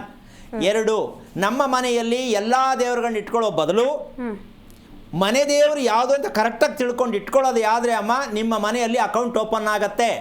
20 ವರ್ಷ ಮನೆ ದೇವರ ಗೊತ್ತಿಲ್ಲ. ಅಮ್ಮ ಗೊತ್ತಿಲ್ಲ ಅಂದರೆ ಎಲ್ಲನೂ ಕೂತ್ಕೊಂಡು ನಾನು ಮಾತಾಡೋಕ್ಕಾಗಲ್ಲ. ಇಷ್ಟೊತ್ತು ಮಾತಾಡಿದ್ದೀನಿ, ತಿಳ್ಕೊಳ್ಳೋಕೆ ಪ್ರಯತ್ನ ಮಾಡು. ಕರೆ ಮಾಡಿಬಿಟ್ಟು ತಿಳ್ಕೊಂಡು ಬಂದು, ಕುಟುಂಬ ಸಮೇತ ಬಂದು ವಿಷಯ ತಿಳ್ಕೊಂಡು ಹೋಗಿ ಕರ್ಮಗಳನ್ನ ತೊಳ್ಕೊಳ್ಳಿ, ಒಳ್ಳೇದಾಗಲಿ. ಯಾವ ಕಾರಣಕ್ಕೂ ನಿನ್ನ ಮೂಲಕ ಇಡೀ ನಮ್ಮ ಭಾರತ ದೇಶಕ್ಕೆ ಹೇಳ್ತೀನಿ, ಮನೆಯಲ್ಲಿ ದೇವ್ರ ಫೋಟೋ ಅಲ್ಲದೆ ಬೇರೆ ಫೋಟೋಗಳು ಇಟ್ಕೊಂಡಿದ್ರೆ ನಿಮಗೆ ದೇವ್ರದೇ ಮಾಟ ಮಂತ್ರ, ಬೇರೆಯವ್ರ ಮಾಟ ಮಂತ್ರ ಮಾಡೋದು ಆಮೇಲೆ. ಮನ ದೇವರಲ್ಲದೆ ಬೇರೆ ದೇವರುಗಳು ಯಾರು ಇಟ್ಕೊಂಡಿದ್ರು ಅದು ಮಾಂತ್ರಿಕ, ನೀವೇ ದೇವರಿಗೆ ವಾಮಾಚಾರ ಮಾಡಿಸ್ತಾ ಇದ್ದೀರಾ ಅಂತ ಪುಣ್ಯಾತ್ಮರು ಕೆಲವರು ಹೇಳ್ತಾರೆ. ಎಲ್ಲ ದೇವರು ಒಂದೇ ಕಣ್ರಿ, ಯಾವ್ದು ಬೇಕಾದ್ರೆ ಮಾಡ್ಕೋ ಹೋಗ್ರಿ ಅಂದರೆ ಅವ್ನ ಆಚೆಗೆ ತಳ್ಳಬೇಕಷ್ಟೆ. ಈ ಥರ ಮಿಸ್ಗೈಡ್ ಕೊಡುವಂಥ ಪುರೋಹಿತರು, ಮಾರ್ಕೆಟಿಂಗ್ಗಳು ಬೇಕಾದಷ್ಟು ಜನ ಇದ್ದಾರೆ. ಅದಕ್ಕೆ ಮನೆಗೆ ಯಜಮಾನ ಒಬ್ಬರೇ ಅಲ್ವೇನಮ್ಮ? ಹೌದು. ಹೌದಾ? ಹಾಗೆ ಮನೆಗೂ ದೇವ್ರು ಒಂದೇ ಇರಬೇಕಲ್ಲ, ಭೂಮಿ ಒಂದೇ ಅಲ್ಲ. ನಾವು ಒಂದನ್ನೇ ಅಳ್ಳಾಡ್ಸಕ್ಕೆ ಆಗ್ತಾ ಇಲ್ಲ, 4 5 ಸೇರಿಸ್ಕೊಂಡು ಪೂಜೆ ಮಾಡಿದ್ರೆ ನಾವು ಉದ್ಧಾರ ಎಲ್ಲ ಆಗ್ತೀವಿ. ಯೋಚನೆ ಇಲ್ಲದೆ ಹೆಂಗೆ ಬದುಕೋಕ್ಕಾಗತ್ತೆ? ಇಷ್ಟು ಸತ್ಯ ನಿನ್ಗೆ ಅರ್ಥ ಆಗಿದೆ ಅಂತ ಅನ್ಕೋತೀನಮ್ಮ. ತಿಳ್ಕೊಳ್ಳೋಕೆ ಪ್ರಯತ್ನ ಮಾಡು. ಕರೆ ಮಾಡಿಬಿಟ್ಟು ಕೇಳಿಬಿಟ್ಟು ಜ್ಯೋತಿಷ್ಯ ಕೇಳೋ, ಶಾಸ್ತ್ರ ಕೇಳೋದನ್ನ ಮೊದಲು ನಿಲ್ಲಿಸಿ, ನಮ್ಮ ಮನೆಯಲ್ಲಿ ಯಾಕೆ ಸಮಸ್ಯೆಗಳು ಆಗ್ತಾ ಇದೆ ಅಂತ ತಿಳ್ಕೊಳ್ಳೋಕೆ ಪ್ರಯತ್ನ ಮಾಡಿ ಅಂತ ಹೇಳ್ತಾ ನಿನಗೆ ಮನವರಿಕೆ ಮಾಡಿದ್ದೀನಿ. ಒಳ್ಳೆಯದಾಗಲಿ ತಾಯಿ. ಗುರೂಜಿ, ನಾವಾಗಲೇ ಮಾತನಾಡ್ತಾ ಇದ್ವಿ, ಮನೆಗಳಲ್ಲಿ ಗ್ರಹಗಳನ್ನು ಗುರುತಿಸೋದು ಹೇಗೆ? ಇಲ್ಲಿ ಚಿತ್ರದ ಮೂಲಕವನ್ನು ತೋರಿಸ್ತಕ್ಕಂಥ ವಿಚಾರ ತೋರಿಸಿದ್ದೀನಿ. ಹೌದು. ಈ ಗ್ರಹಗಳಿಗೆ ಮೀರಿ ಒಂದು ದೊಡ್ಡ ವಿಶೇಷವಾದ ಗ್ರಹ ಇದೆ. ಗ್ರಹಗಳಿಗೆ ಮೀರಿ ಯಾರದು ಅಂದರೆ ಹಿರಿಯರು. ಹಿರಿಯರು. ಹಿರಿಯರು ಹಿರಿಯರ ಆಶೀರ್ವಾದನೇ ನಿಮ್ಮ ಕುಲದೇವತೆ. ಹಿರಿಯರ ಆಶೀರ್ವಾದವೇ ನಿಮ್ಮ ಕುಲದೇವತೆ. ಏನು ಆಶೀರ್ವಾದ ಮಾಡಬೇಕಿತ್ತು ಹಿರಿಯರು? ಆಶೀರ್ವಾದ ಮಾಡೋಕ್ಕೆ ಅವರು ಚೆನ್ನಾಗಿ ಸತ್ತೇ ಇಲ್ಲ, ರೋಗದಿಂದ ಸತ್ತಿದ್ದಾರೆ. ಆಶೀರ್ವಾದ ಹೆಂಗಾಗತ್ತೆ? ದುರ್ಮರಣದಲ್ಲಿ ಸತ್ತಿದ್ದಾರೆ, ಕ್ಯಾನ್ಸರ್ ಇಂದ ಸತ್ತಿದ್ದಾರೆ, ಹಾರ್ಟ್ ಅಟ್ಯಾಕ್ ಆಗಿ ಸತ್ತಿದ್ದಾರೆ. ಈಗ ಅವ್ರು ಆಶೀರ್ವಾದ ಮಾಡೋದು ಎಲ್ಲಿ ಬಂತು? ಅವ್ರು ಸಾಯಕ್ಕೆ ಆಗದೆ ಕಷ್ಟಪಟ್ಟು ಸತ್ತಿದ್ದಾರೆ ಅಂದ ಮೇಲೆ ಆ ಮನೆಗೆ ಆಶೀರ್ವಾದ ಇದೆಯಾ? ಇಲ್ಲ. ಈಗ ಮುಖ್ಯವಾಗಿ ಯಾವ್ದು ತಿಳ್ಕೋಬೇಕು? ನಮ್ಮ ವಂಶದಲ್ಲಿ ಸತ್ತಿರುವವರ ಕ್ರಮ ಸಂಖ್ಯೆನೇ ತಗೋಬೇಕು. ನಮ್ಮ ಅಪ್ಪ ಹೆಂಗ್ ಸತ್ತ, ನಮ್ಮ ತಾತ ಹೆಂಗ್ ಸತ್ರು, ನಮ್ಮ ಅವ್ವ ಹೆಂಗ್ ಸತ್ರು, ನಮ್ಮ ತಂಗಿ ಅಕ್ಕ ತಂಗಿ ಹೆಂಗ್ ಸತ್ರು, ತಿಳ್ಕೊಬೇಕಾ ಬೇಡ? ತಿಳ್ಕೊಬೇಕು. ಇದು ಯಾವುದೋ ಶಾಪ, ಯಾರೋ ಮಾಡಿಸಿಟ್ಬಿಟ್ಟವ್ರೆ ಅಂತ ಅಂದ್ಕೊಂಡು ನಾವು ಅದನ್ನು ಮುಚ್ಚಾಕ್ಬಿಟ್ಟು ದೇವ್ರನ್ನ ಹುಡ್ಕಕ್ಕೆ ಹೋಗ್ತೀವಿ. ಇಲ್ಲಿ ದೇವ್ರು ಹುಡ್ಕುವಂಥ ಪ್ರಶ್ನೆನೇ ಬರಲ್ಲ. ಯಾಕೆ ಅಂದರೆ ಅದಕ್ಕೊಂದು ಸಣ್ಣ ಉದಾಹರಣೆ ಕೊಡ್ತೀನಿ. ಏನದು? ಮಗು ಗರ್ಭವತಿ ಆಗಿರ್ತಕ್ಕಂಥ ಹೆಣ್ಣಿಗೆ 7 ತಿಂಗಳಾದ ಮೇಲೆ ಗರ್ಭದಲ್ಲಿ ಇರುವಂಥ ಮಗು ಕಾಲಲ್ಲಿ ತಲೆಯಲ್ಲಿ ಗುದ್ದುತ್ತೆ, ಹೊಟ್ಟೆಯಲ್ಲಿ ಗುದ್ದುತ್ತೆ, ಪಕ್ಕೆಗೆ ಗುದ್ದುತ್ತೆ ಮಗು. ಅಯ್ಯೋ ಜಾಗ ಮಾಡ್ಕೊತಾ ಇದೆ, ಇದು ಕುಂಟ್ನೆಪ್ಪ, ಜಾಗ ಮಾಡ್ಕೊತಾ ಇದ್ದತ್ತೆ, ಇರೋ ಜಾಗನೇ ಮಾಡ್ಕೊಳ್ಳೋದಿಲ್ಲ ಬಂತಲ್ಲಿ, ಎಷ್ಟಿದೆ ಅಷ್ಟೇ ತಾನೇ ಇರುತ್ತೆ. ಅದಕ್ಕೆ ಕತೆ ಹೇಳ್ತಾರೆ ಹಿರಿಯರು, ಅಯ್ಯೋ ಮಗ ಜಾಗ ಮಾಡ್ಕೊತಾ ಇದೆ, ಸುಮ್ಮನೆ ಎದುರ್ಕೋಬೇಡ. ಆ ಮಾಹಿತಿ ಇಲ್ಲ. ಮಗು ಯಾಕೆ ಒಳಗಡೆ ಗಲಾಟೆ ಮಾಡ್ತಾ ಇದೆ, ಫುಟ್ಬಾಲ್ ಆಡ್ತಾ ಇದೆ, ಅಲ್ಲ ಮಾತಾಡಂಗೆ ಹೇಳೋಣ, ಫುಟ್ಬಾಲ್ ಆಡ್ತಾನೆ ಒದಿತಾ ಇದೆ, ಅದನ್ನ ತಡ್ಕೋಬೇಕು, ತಾಯಿ ತಡ್ಕೋಬೇಕು. ಅಯ್ಯೋ ಮಗು ಹಿಂಗಾಗ್ಬಿಡ್ತು ಅಂತೇಳಿ ಹೊರತು ನೋವಾಗ್ತಾ ಇದೆ ಅಂತ ಯಾವ ತಾಯಿನೂ ಹೇಳಲ್ಲ. ಈಗ ಆ ಮಗುವಿಗೆ 7 ತಿಂಗಳಾದ ಮೇಲೆ ತನ್ನ 2 ಕೈಗಳು ಕಪಾಲ ಹತ್ರ ಬಂದ್ಬಿಡುತ್ತೆ, ಹೆಚ್ಚು ಕಮ್ಮಿ ಕಿವಿ ಹತ್ತತ್ರಕ್ಕೆ ಬಂದಂಗೆ 2 ಕೈ ಬಂದಿರುತ್ತೆ. ಯಾಕೆ? ಇದನ್ನ ಚಿತ್ರ ನೋಡ್ಕೋಬಹುದು, ಸೈಂಟಿಫಿಕ್ ಆಗಿ ಸಿಕ್ಕತ್ತೆ. ಯಾಕೆ ಅಂದರೆ 7 ತಿಂಗಳಾದ್ಮೇಲೆ ಮಗುವಿಗೆ ಹಿಂದಿನ ರಹಸ್ಯ ಎಲ್ಲ ಗೊತ್ತಾಗ್ಬಿಡುತ್ತೆ. ಅಯ್ಯೋ ನಾನೇನೇನು ಅನುಭವಿಸಿದ್ದೀನಿ, ಈಗ ಬಂದು ಇಲ್ಲಿ ನರಕದಲ್ಲಿ ಅನುಭವಿಸ್ತಾ ಇದ್ದೀನಿ ಅಂದರೆ ಕತ್ತೆ ತಾನೆ ಗರ್ಭ, ಬೆಳಕಿಲ್ವಲ್ಲ ಅಲ್ಲಿ, ಈ ನರಕಕ್ಕೆ ಬಂದು ತಗಲಾಕೊಂಡ್ಬಿಟ್ಟಿದ್ದೀನಿ, ಮತ್ತೆ ಭೂಮಿಗೆ ಹೋಗ್ಬೇಕಾ ನಾನು, ಈ ಕರ್ಮಗಳೆಲ್ಲ ಹೆಂಗಪ್ಪ ನೀಸೋದು ಅಂತ ಮಗು ಚಡಪಡಿಸುತ್ತೆ. ಅಂದ್ರೆ ಉದ್ವೇಗದ ಮಗು. ಅಮ್ಮ ಅಲ್ಲೇ ಆಕ್ಷನ್ ಸ್ಟಾರ್ಟ್. ಹೊಟ್ಟೆಯಲ್ಲಿ ಇರಬೇಕಾದ್ರೇನೆ ಮಗು ಉದ್ವೇಗಕ್ಕೆ ಬಂತು ಅಂದ್ರೆ ಹುಟ್ಟಿದ ಮೇಲೆ ಕತೆ ಏನಾದ್ರದು ತಿಳ್ಕೊಬೇಕಾ ಬೇಡ? ಇದ ತಿಳ್ಕೊಬೇಕು. ಕುಂಡ್ಲಿ ಕೇಳ್ಬಿಡ್ತೀವಿ ಸ್ವಾಮಿ, ನಾವು ಕುಂಡ್ಲಿ ನೋಡ್ಬಿಟ್ಟಿದೀವಿ ಸ್ವಾಮಿ, ಕುಂಡ್ಲಿ ನೋಡಿ ಮದುವೆ ಮಾಡ್ಬಿಟ್ಟಿದೀವಿ ಅಂತಿರಲ್ಲ. ಮಗು ಏನಕ್ಕೆ ಒದಿಯುತ್ತೆ ಅಂತ ಹೇಳಿ, ಯಾಕೆ ಒದಿಬೇಕು ಅಂದ್ರೆ ಪ್ರಕೃತಿ ಅದು ಎಲ್ಲ ಬರೀ ಹಿಂಗೆ ಮಟ್ಟ ಹಾಕ್ಬಿಡ್ತಾರೆ, ಪ್ರಕೃತಿ ಅದು ಅಂತಾರೆ. ಎಲ್ಲ ಮಕ್ಕಳು ಆ ರೀತಿಯಾಗಿರ್ತಕ್ಕಂಥ ಸಾಕಷ್ಟು ಚೇಂಜಸ್ ಇರುತ್ತೆ. ಅದನ್ನು ವಿವರಣೆ ಕಾಲಾವಕಾಶ ಬಂದಾಗ ಹೇಳ್ತಾ ಹೋಗ್ತೀನಿ. ಇದಕ್ಕೆ ಕಾರಣ ಏನು ಅಂದರೆ ಆ ಮಗುವಿಗೆ ಜ್ಞಾನೋದಯ ಆಗ್ತಕ್ಕಂಥದ್ದು ಪೂರ್ಣವಾಗಿ ಮೈಂಡಲ್ಲಿ ಮೆದುಳಲ್ಲಿ ಬರುತ್ತೆ. ಹಿಂದೆ ಏನೇನು ಆಗಿದೆ ಏನೇನು ಮಾಡಿದ್ದೆ ಅಂತ ಭೂಮಿಯನ್ನು ನೋಡಿದ ತಕ್ಷಣ ಎಲ್ಲವೂ ಮರ್ತೋಗುತ್ತೆ. ಅದಕ್ಕೆ ಇದನ್ನು ಕರ್ಮಭೂಮಿ ಅಂತಾರೆ. ಮಗು ಒಳಗಡೆ ಇದ್ದಾಗ ಗೊತ್ತಿತ್ತು ಅದಕ್ಕೆ, ಆಚೆ ಬಂದ್ಮೇಲೆ ಆಚೆ ಬಂದು ಈ ಭೂಮಿಗೆ ಆ ಮಗು ಎಂಟ್ರಿ ಆದ ತಕ್ಷಣ ಆ ಮಗುವಿಗೆ ಹಿಂದಿಂದೆಲ್ಲ ಮರ್ತು ಬಿಡುತ್ತೆ. ಮರ್ತ್ಬಿಟ್ಟು ಹೊಸ ಕ್ಯಾಸೆಟ್ ಶುರು. ಏನ್ ಮಾಡ್ಲಿ, ಎಲ್ಲಿಗೋಗ್ಲಿ ಅಂದ್ರೆ ಹಳೇದ್ ಬಿಟ್ಟಾಯ್ತು. ಈಗ ಹಳೇದ್ ಬಿಟ್ಟ ಮೇಲೆ ಅದ್ರ ಸಾಲನೇ ಮಗು ಒಳಗಡೆ ಅನುಭವಿಸ್ತಾ ಇದ್ದಿದ್ದು. ಈಗ ಸಾಲ ತೀರಿಸ್ಬೇಕಾ ಬೇಡವಾ? ಇದಕ್ಕೆ ಪ್ರಸವ ಶಾಂತಿ ಅಂತಾರೆ. ಪ್ರಸವ ಶಾಂತಿ, ಇದಕ್ಕೆ ಹೆಸರು ಪ್ರಸವ ಶಾಂತಿ. ಯಾವ ತಾಯಿ ಆದ್ರೂ ಈ ಮಗುವಿಗೆ ಪ್ರಸವ ಶಾಂತಿ ಅಂತಕ್ಕಂಥದ್ದು ಮಾಡಿರ್ತಕ್ಕಂಥದ್ದು ನಿಜವಾಗ್ಲೂ ತಿಳ್ಕೊಳ್ಳಿ ದಯವಿಟ್ಟು. ಒಂದು ಮಗುವಿಗೆ ದೇಹವನ್ನ ಶುದ್ಧಿ ಮಾಡದೆ ಮನಸ್ಸನ್ನ ಶುದ್ಧಿ ಮಾಡದೆ ನೀವು ಮಗುಗೆ ವಿದ್ಯೆ ಕೊಟ್ಬಿಟ್ರೆ ಆ ವಿದ್ಯೆಗೆ ಒಂದು ಶಾಪ ಇದೆ. ಏನು ಅಂದ್ರೆ ವಿದ್ಯೆಗೆ ಒಂದು ಶಾಪ ಇದೆ. ಏನದು ಶಾಪ ಅಂದ್ರೆ ಭಯ. ಪರೀಕ್ಷೆ ಹತ್ರ ಬಂತು ಅಂದ್ರೆ ಮಗು ಯೋಚನೆ ಮಾಡುತ್ತೆ. ಆ ಯೋಚನೆ ಮಾಡುವಾಗ ಹಿಂದೆಲ್ಲ ಮರ್ತು ಬಿಡುತ್ತೆ. ಪರೀಕ್ಷೆಯನ್ನ ಅಪ್ಪ ಅಮ್ಮಂದ್ರು ಎದುರಿಸಿ ಪರೀಕ್ಷೆ ಬಂತು ಓದ್ಕೋ, ಪರೀಕ್ಷೆ ಬಂತು ಜೋಪಾನ, ಪರೀಕ್ಷೆ ಬಂತು ಅಂತ ಹೇಳಿ ಆ ಮಗುವಿಗೆ ಜ್ಞಾಪಶಕ್ತಿನೇ ಕಮ್ಮಿ ಮಾಡ್ಬಿಡ್ತಾರೆ. ಅಂದ್ರೆ ಗಾಬರಿ. ಯಾಕೆ ಗಾಬರಿ ಬಂತು ಅಂದ್ರೆ ತಾಯಿಯ ಗರ್ಭದಲ್ಲಿದ್ದಂಥ ಮಗು ಆ ಮಗು ಏನೆಲ್ಲ ಅನುಭವಿಸಿದೆ ಅಂತಕ್ಕಂಥದ್ದಕ್ಕೆ ಇವರು ಹಿರಿಯರು ಅಂತ ಹೇಳ್ತಾರಲ್ಲ, ದೊಡ್ಡವರು ಅಂತ. ನಾನು ಅವರ ದಡ್ರು ಅಂತೀನಿ, ದಡ್ರು ಅಂತ ಹೇಳ್ತೀನಿ ನಾನು, ಹಿರಿಯರು ಅನ್ನೋದಕ್ಕಲ್ಲ. ಯಾಕೆ ದಡ್ರು ಅಂತ ಹೇಳ್ತೀನಿ ಅಂದ್ರೆ ಅವರಿಗೆ ಪ್ಲಾನ್ ಮಾಡೋದು ಗೊತ್ತಿಲ್ಲ. ಈಗಿನವರು ಪ್ಲಾನ್ ಮಾಡ್ಕೊಂಡು ಮಗು ಮಾಡ್ಕೋತಾರೆ. ಅರ್ಥ ಆಯ್ತೇನಮ್ಮ? ಹಿಂದಿನವರು ಪ್ಲಾನ್ ಮಾಡಿ ಮಗು ಮಾಡ್ಕೋತಾ ಇರ್ಲಿಲ್ಲ. ಈಗ ಪ್ಲಾನ್ ಮಾಡಿ ಏನೋ ಒಂದು ಪ್ಲಾನು, 3 ವರ್ಷ ಬೇಡ ಮಗು ಅಲ್ವಾ, ಪ್ಲಾನ್ ತಾನೆ. ಗಂಡೆ ಬೇಕು, ಎಣ್ಣೆ ಬೇಕು, ಈ ತರ ಪ್ಲಾನ್ ಮಾಡಿ ಮಗುವಿಗೆ ನೀವೇನು ಮಾಡಿದ್ರು ಮಗು ಸರ್ ಮಾಡೋಕ್ಕಾಗಲ್ಲ. ಈ ಕಲಿಯುಗದಲ್ಲಿ ಇದು ನಡೆಯಲ್ಲ. ಇದಕ್ಕೆ ಅರ್ಥ ಕಲಿಯುಗ ಅನ್ನೋದಕ್ಕಿನ್ನ ಕಲಿ ಈಗ ಅಂತಕ್ಕಂಥ ಸತ್ಯ ತಗೋಬೇಕು. ನಾನು ಕಲ್ತಿದ್ದೀನಿ, ಹಳಬರು ಹೇಳಿದ್ರು, ಹಿರಿಯರು ಹೇಳಿದ್ದೆಲ್ಲ ಕರೆಕ್ಟ್ ಅಂತ ಅನ್ಕೊಂಡಿದೀವಲ್ಲ, ಈ ಕೆಟ್ಟ ವಿಚಾರವನ್ನ ದಯವಿಟ್ಟು ಬಿಡಬೇಕು. ಹಳಬರು ಹೇಳಿದ್ದೆಲ್ಲ ಸರಿ ಅಂದ್ರೆ ನೀವಿರೋದು ಕಲಿಯುಗದಲ್ಲಿ, ಅವರಿದ್ದಿದ್ದು ತ್ರೇತಾಯುಗದಲ್ಲಿ. ಶ್ರೀರಾಮ ಹುಟ್ಟದಾಗಿರುವಂತ ಪಂಚಾಂಗನ ಕಲಿಯುಗಕ್ಕೆ ನೀವು ಓಪನ್ ಮಾಡಿದ್ರೆ ಪಂಚಾಂಗದಲ್ಲಿ ಜಾಗ ಇಲ್ಲ. ಈ ಸತ್ಯ ಪ್ರತಿಯೊಬ್ರು ಅರ್ಥ ಮಾಡ್ಕೋಬೇಕು. ಪಂಚಾಂಗ ತಪ್ಪಲ್ಲ, ನಾವಿರೋದು ಕಲಿಯುಗದಲ್ಲಿ. ಕಲಿಯುಗದ ಪಂಚಾಂಗ ಯಾರು ಇನ್ನೂ ಸೃಷ್ಟಿ ಮಾಡಿಲ್ಲ. ತ್ರೇತಾಯುಗದಲ್ಲಿ ಮಾಡಿರುವಂತ ಪಂಚಾಂಗವನ್ನ ಕಲಿಯುಗದಲ್ಲಿ ಬಂದು ಜನಗಳ ಮುಂದೆ ಇಟ್ಟು ತೋರಿಸ್ತಕ್ಕಂಥದ್ದು ಎಷ್ಟರ ಮಟ್ಟಕ್ಕೆ ಸತ್ಯ ಪ್ರತಿಯೊಬ್ರು ನೀವು ತಿಳ್ಕೊಳ್ಳಿ. ನಾವು ಹೇಳೋರ್ಗೆ ಹೇಳ್ತಾ ಇಲ್ಲ, ಹೌದಲ್ಲಮ್ಮ? ಅಪ್ಪ ಬೆಳೆದು ಬಂದ ದಾರಿಲಿ ಮಗ ಬೆಳೆದಿಲ್ಲ. ಹಿಂದಿನ ಕಾಲದಲ್ಲಿ ರುಬ್ಬಗೊಂಡ್ರೆ ರುಬ್ತಿದ್ರು, ಈಗ ಮಿಕ್ಸಿ ಹಾಕ್ತಾರೆ. ಹೌದಲ್ಲ? ವ್ಯತ್ಯಾಸ ಆಯ್ತಲ್ಲ. ಮತ್ತೆ ಹಳಬರು ಹೇಳಿದ್ದು ಯಾಕೆ ಕೇಳ್ತೀರಾ ನೀವು? ಮಿಕ್ಸಿ ರುಬ್ಬೋ ನೀವು ಕಲ್ಲು ರುಬ್ತಾ ಇದ್ರ ಮಾತು ಯಾಕೆ ಕೇಳಬೇಕು? ಈಗ ನೀವು ಕಲ್ಲು ರುಬ್ತಾ ಇಲ್ಲ. ಮೊದಲನೇ ಮನೇಲಿ ಕಲ್ಲೇ ಇಲ್ಲ, ಒಲೆ ಇಲ್ಲ, ಸೌದೆ ಇಲ್ಲ. ಹೌದಾ? ಹಿಂದಿನವ್ರು ಹೇಳಿದ್ದೆಲ್ಲ ಕರೆಕ್ಟ್ ಅಂತ ಯಾಕೆ ತಗೋತೀರಾ? ಸುಳ್ಳಲ್ವಾ ಇದು? ಒಂದ್ ಕಡೆ ಸುಳ್ಳು ಅನ್ಸುತ್ತೆ. ಒಂದ್ ಕಡೆ ಅಲ್ಲಮ್ಮ, 100ಕ್ಕೆ 100 ಸುಳ್ಳೆ. ನೀವು ಹಳಬರಿಗೆ ಕೇಳಂಗೆ ಇಲ್ಲ, ಹಳಬರ ವಿಚಾರ ಹೇಳಂಗೆ ಇಲ್ಲ. ನಾವು ಹಿಂಗೆ ಹೇಳ್ಕೊಂಡೇ ನಮ್ಮ ದೇಶ ನಮ್ಮ ವಂಶ ಹಾಳು ಮಾಡ್ಕೊಂಡಿರೋದು, ಮಕ್ಕಳನ್ನೂ ಹಾಳು ಮಾಡ್ತಾ ಇದೀವಿ ನಾವು. ಈಗ ಪರೀಕ್ಷೆಗೆ ಭಯ ಮಗುಗೆ ಬಂದಿದೆ ಅಂದರೆ ಆ ಮಗು ನಾನು ಎಲ್ಲ ಡಮ್ಮಿ ಆಗ್ಬಿಟ್ಟು ಒಂದೇ ಅದು ಗುರಿ, ನಾನು ಬರೀಬೇಕು, ಚೆನ್ನಾಗಿ ಬರೀಬೇಕು, ನಮ್ಮ ಅಮ್ಮ ಹೇಳ್ಬಿಟ್ಟವ್ರೆ ಚೆನ್ನಾಗಿ ಬರೀಬೇಕು. ಅಮ್ಮ ಭಯದಲ್ಲೇ ಮಗು ಬದುಕುತ್ತೆ. ಈಗ ಆ ಭಯ ಮಗುಗೆ ಏನಕ್ಕೆ ಬಂತು ಅಂದರೆ ಆ ಮಗುವಿನಲ್ಲಿ ಪಿಶಾಚತ್ವ ಇರುತ್ತೆ. ಕೆಲವರು ಬೈತಾರೆ ಬೇಜಾರಾದಾಗ, ನಿನ್ಗೇನೇನು ಪಿಶಾಚಿ ಇಟ್ಕೊಂಡೈತೆ ಅಂತ. ಸತ್ಯವಾದ ಮಾತದು. ಪ್ರತಿ ಹುಟ್ಟುವ ಮಗುವಿಗೆ ಪಿಶಾಚತ್ವ ಇದ್ದೇ ಇದೆ. ಭಗವದ್ಗೀತೆಯಲ್ಲಿ ಶ್ರೀಕೃಷ್ಣ ಪರಮಾತ್ಮ ಅದನ್ನೇ ಹೇಳಿರೋದು. ಆ ಪಿಶಾಚತ್ವ ಅಂದ್ರೆ ಯಾವುದು ಅಂದ್ರೆ ಅಹಂಕಾರ. ಇದೆ ತಾನೆ ಎಲ್ರಿಗೂ? ಹೌದು. ಹೆಣ್ಣು ಗಂಡಿಗೆಲ್ಲ ಇದೆ ತಾನೆ? ಈ ಅಹಂ ಅನ್ನೋದೇ ಪಿಶಾಚತ್ವ. ಅದಕ್ಕೆ ಮಹಾಕಾಳಿ ಅಂತಾರೆ. ಈ ಮಹಾಕಾಳಿ ಯಾಕೆ ಬರುತ್ತೆ ಅಂತಕ್ಕಂಥ ವಿಷಯಕ್ಕೆ ಬಂದ್ರೆ, ಹಿರಿಯರು ಮಾಡಿರ್ತಕ್ಕಂತಹ ಒಂದು ದೊಡ್ಡ ಘೋರವಾದ ಅಪರಾಧ ಏನು ಅಂದ್ರೆ, ಹೆಣ್ಣು ಋತುವಾದಾಗ ಅದಕ್ಕೇನು ಪ್ರಾಯಶ್ಚಿತ್ತ ಮಾಡಿರಲ್ಲ. ದಾನ ಕೊಟ್ಟೋ ಸ್ವಾಮಿ ಅಂತಾರೆ, ಅಲ್ಲಿ ಮುಚ್ಚಿಬಿಟ್ರು. ಹೆಣ್ಣು ಋತುವಾದಾಗ ದಾನ ಕೊಟ್ಟೋ ಸ್ವಾಮಿ ಅಂತಾರೆ. ಯಾವಾಗ ಕೊಟ್ಟದ್ದು ಅದರಲ್ಲೊಂದು ಅಪರಾಧ. 16 ದಿನಕ್ಕೆ ಹಸೆ ಮೇಲೆ ಕೂರಿಸ್ತೀವಿ ಬನ್ನಿ ಅಂತ ಎಲ್ಲರನ್ನು ಕರೀತಾರೆ ಅಮ್ಮ. ಯಾವ ಕಾರಣಕ್ಕೂ 3 ತಿಂಗಳವರೆಗೂ ಆ ಹೆಣ್ಣು ಮಗುವಿಗೆ ತನ್ನ ದೇಹದಲ್ಲಿ ನಡೀತಕ್ಕಂಥ ಪ್ರಕ್ರಿಯೆಗಳು ಅರ್ಥ ಆಗಲ್ಲ. ಅಲ್ವಾ? ಆ ಮಗುಗೆ ಹೇಳಕ್ ಬರಲ್ಲ, ಆ ಮಗುಗೆ ನಡೀತಾ ಇರ್ತಕ್ಕಂಥ ಕ್ರಿಯೆಯಲ್ಲಿ ಸಮಸ್ಯೆ, ದೇಹದಲ್ಲಿ ಏನೇನೋ ಅನುಭವಿಸ್ತಾ ಇರುತ್ತೆ. ಕೂಸ್ಬಿಟ್ಟು ನೀವು ಶಾಸ್ತ್ರ ಮಾಡಿ ದಾನ ಕೊಟ್ಟು ಅಂದರೆ ಮಾಡಿಸ್ತವ್ರು ಎಂಥ ಬುದ್ಧಿವಂತರು, ನಾವು ತಿಳ್ಕೊಂಡ್ರು ಅಂತ ನಾವೆಂತ ಎಡ್ರು, ಸ್ವಲ್ಪ ಯೋಚನೆ ಮಾಡಿ. ಹೌದು, ಅಲ್ಲೂ ಸೋತೋ ಆಯ್ತಾ, ಆ ಮಗು ಮುಚ್ಚಿಟ್ಬಿಟ್ಟು. ಇದೆಲ್ಲ ಹೇಳ್ತಿರೋದು ಯಾರು? ಶಾಸ್ತ್ರ ಹೇಳೋರೆ. ಇನ್ನು ಎರಡನೇ ವಿಷಯಕ್ಕೆ ಬರೋಣ. ಮದುವೆ ಮಾಡ್ಕೊಳ್ಬೇಕಾದ್ರೆ ಆ ಮಗುವಿಗೆ ಆರೋಗ್ಯತನ ಕರೆಕ್ಟಾಗಿದೆಯಾ, ಹೆಣ್ಣು ಮದುವೆ ಮಾಡ್ಕೊಳ್ಳೋಕ್ಕೆ ಲಾಯಕ್ಕಿದ್ದಾಳ, ಆರೋಗ್ಯ ಚೆನ್ನಾಗಿದೆಯಾ ಅಂತ ಟೆಸ್ಟ್ ಮಾಡಬೇಕು. ಮಾಡ್ತಾ ಇದ್ದಾರಾ? ಇಲ್ಲ. ಅಲ್ಲಿ ಮುಚ್ಚಿಬಿಟ್ಟು ಮದುವೆ ಮಾಡಿದ್ರು. ಅದಾದ್ಮೇಲೆ ಫಸ್ಟ್ ನೈಟು ಅಮ್ಮ ಇಲ್ಲಿ ಬಂದು ತಗಲಾಕೊಳ್ಳೋದು.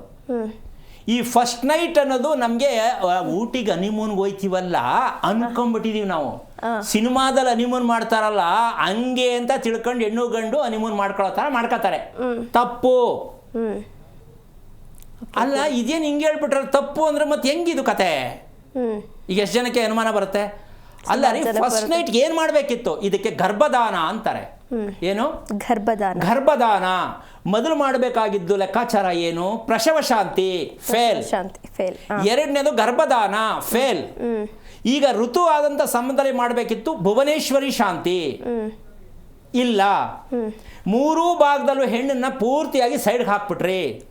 ಇನ್ನು ಹುಟ್ಟುವ ಮಗು ಹೆಂಗ್ ಚೆನ್ನಾಗಿರುತ್ತೆ? ಅದೇ ಮಹಾಕಾಳಿ ರೂಪದಲ್ಲಿ ಬಂದಿರುತ್ತೆ. ಅದೇ ಅಹಂಕಾರ, ಹೆಣ್ಣಾರು ಹುಟ್ಲಿ ಗಂಡಾರು ಹುಟ್ಲಿ.